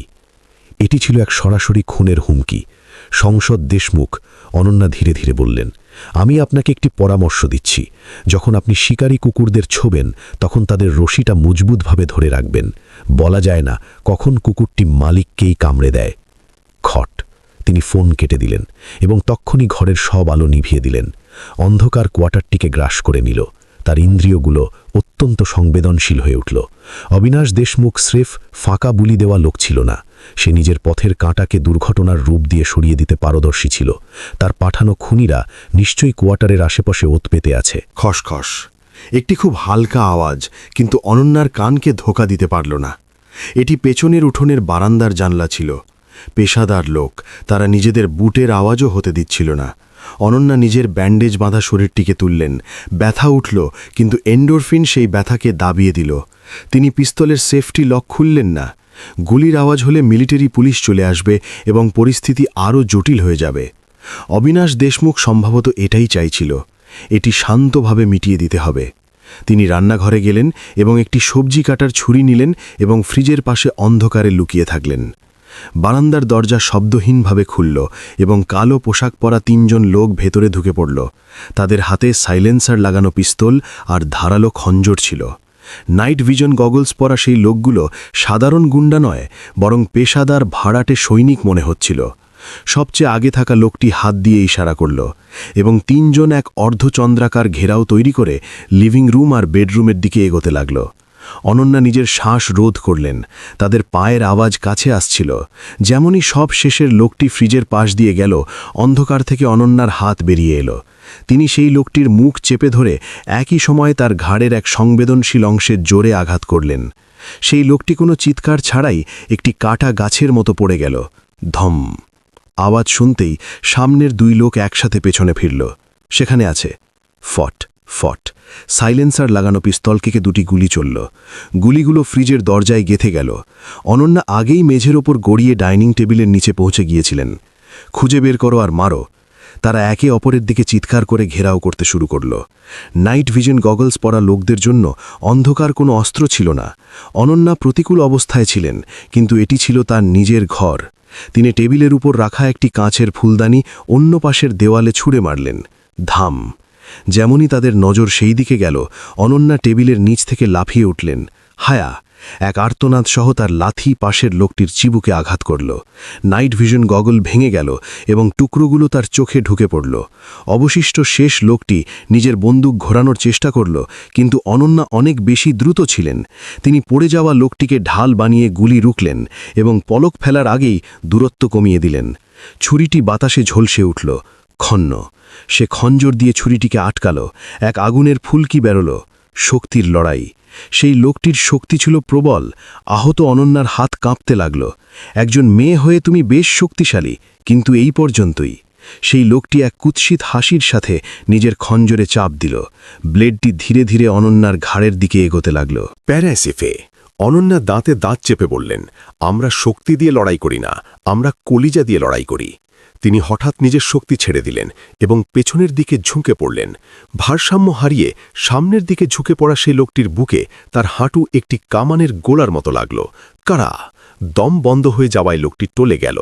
অনন্যা এই সুযোগ হাতছাড়া করলেন না এবং তার হাত মুছড়ে তাকে কাবু করে নিলেন। ঘাড় মটকানোর আওয়াজের সাথে সেই লোকটি মেঝেতে পড়ে গেল। পরিস্থিতি শেষ।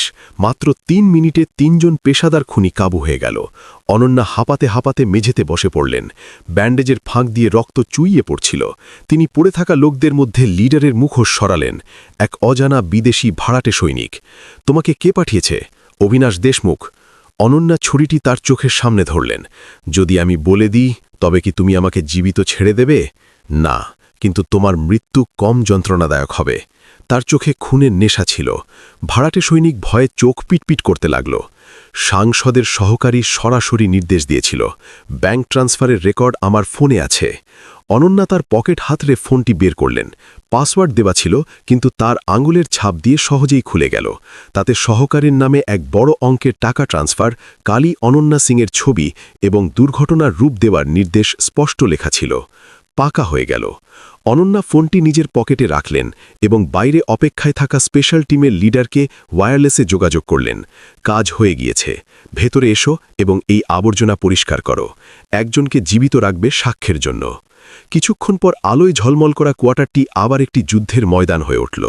স্পেশাল টিমের জওয়ানরা ভেতরে এলেন এবং অনন্যার রক্তমাখা কমব্যাট ইউনিফর্ম পাল্টে একটি সাধারণ উর্দি পরে নিলেন। আয়নায় দেখলেন মুখ বিধ্বস্ত আর শরীর ক্লান্ত, কিন্তু তিনি হাসছিলেন। এবার অবিনাশ দেশমুখের ঘাড় কাটার ছুরি তার হাতে ছিল। অপেক্ষা করো অবিনাশ দেশমুখ, আমি তোমাকে তোমার বানানো নরকেই দাওয়াত দেব। রাত 1টা। অনন্যা হেলিকপ্টার ডাকলেন। গন্তব্য দিল্লির সংসদ ভবন ছিল না, এটি ছিল পাশের একটি কোর সদর দপ্তর, যেখানে অবিনাশ দেশমুখ কাল সকালে সেনা ইউনিটের পরিদর্শনের অজুহাতে আসার কথা ছিল। তিনি শত্রুকে তার নিজের ঘরেই ধরতে যাচ্ছিলেন। পরের দিন সকাল 10টা। কোর সদর দপ্তরের বড় হল সাংবাদিক এবং সেনার উচ্চপদস্থ কর্মকর্তাদের ভিড়ে ঠাসা। প্রতিরক্ষা কমিটির সাংসদ অবিনাশ দেশমুখের বিশেষ পরিদর্শন আর প্রেস কনফারেন্সের দিন ছিল আজ। মঞ্চে অবিনাশ দেশমুখ গম্ভীর মুখে দাঁড়িয়েছিল এবং তার পাশে এক ঘাবড়ে যাওয়া কোর কমান্ডার বসেছিল। অবিনাশ দেশমুখ মাইক ধরে এক আবেগপূর্ণ ভাষণ দিতে শুরু করল। সম্মানিত দেশবাসী, সম্প্রতি আমাদের সেনার ভেতরে হওয়া বিশৃঙ্খলা এবং হিংসার ঘটনায় প্রতিরক্ষা কমিটির একজন সদস্য হিসেবে আমি গভীর দুঃখ প্রকাশ করছি। ১৩তম মাউন্টেন ডিভিশনের commander major general Ananya Singh নিজের কর্তব্য ভুলে সেনার শৃঙ্খলা ভঙ্গকারী এক নির্লজ্জ অপরাধী। ক্যামেরার ফ্ল্যাশ অনবরত জ্বলছিল। অবিনাশ দেশমুখ নিজের তৈরি করা ভাষণ পড়ে যাচ্ছিল। আমি আজ থেকে মেজর জেনারেল সিংয়ের তাৎক্ষণিক বরখাস্ত এবং গ্রেফতারের দাবি জানাচ্ছি এবং তার মানসিক মূল্যায়নের। আপনি নিজের মূল্যায়ন আগে কেন করিয়ে নিচ্ছেন না? অবিনাশ দেশমুখের কথা কেটে দিয়ে হলের প্রবেশদ্বার থেকে এক শীতল আওয়াজ ভেসে এলো।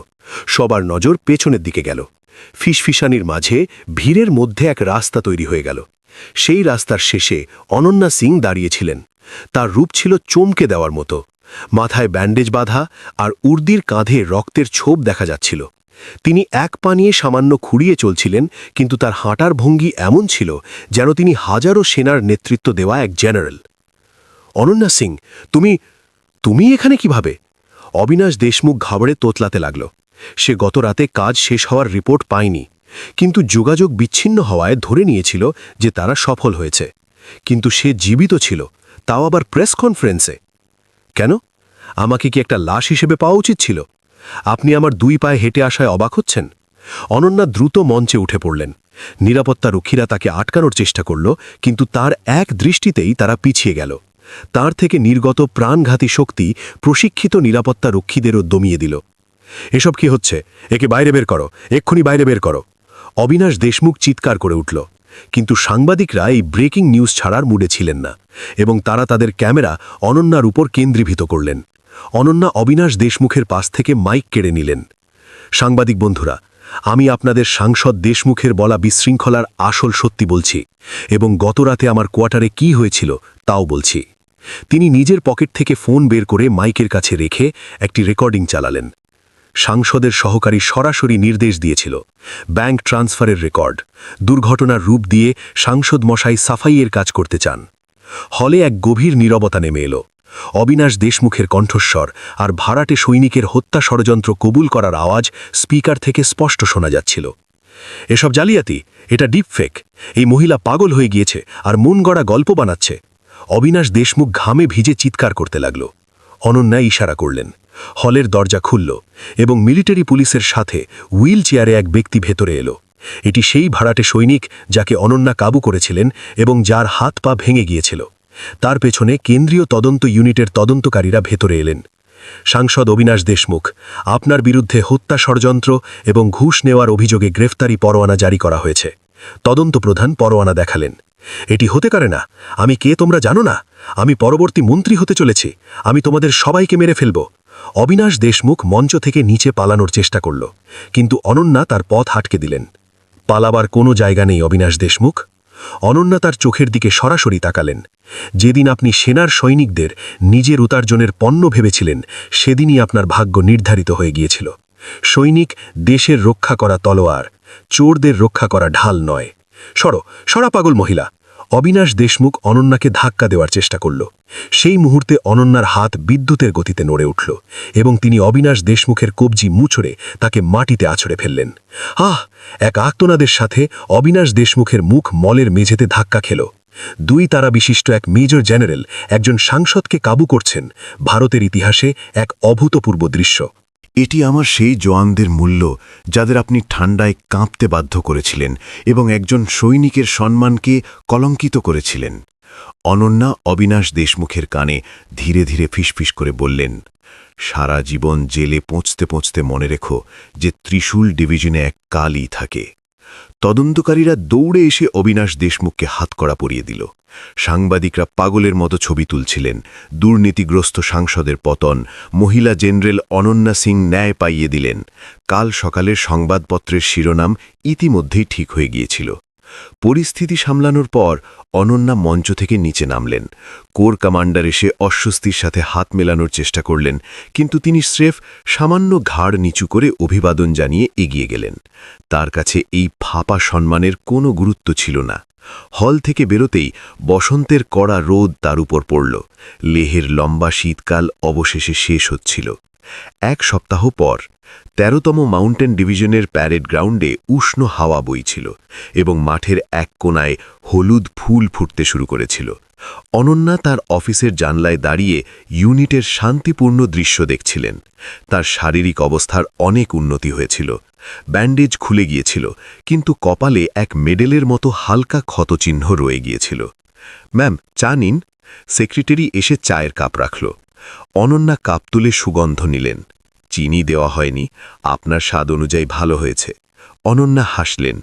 তখনই বাইরে থেকে এক জোরালো স্লোগানের আওয়াজ এলো, ত্রিশূল, ত্রিশূল, জিন্দাবাদ।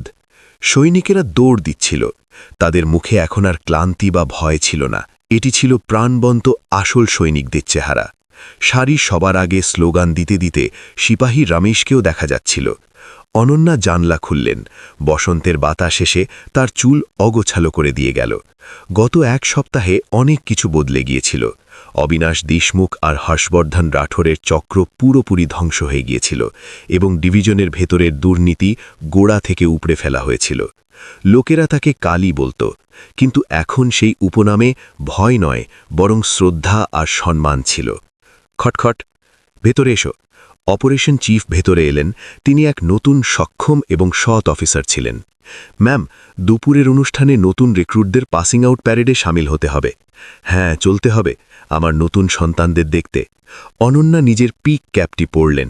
তার উপর লাগানো 2টি তারা রোদে চিকচিক করছিল। তিনি নিজের জায়গা থেকে ওঠার সময় টেবিলে রাখা একটি ফটো ফ্রেমের দিকে তাকালেন। এটি তার প্যারা এসএফের দিনগুলোর বন্ধুদের সাথে এক পুরনো ছবি। দেখছ তো, আমি ঠিকঠাক করছি, তাই না?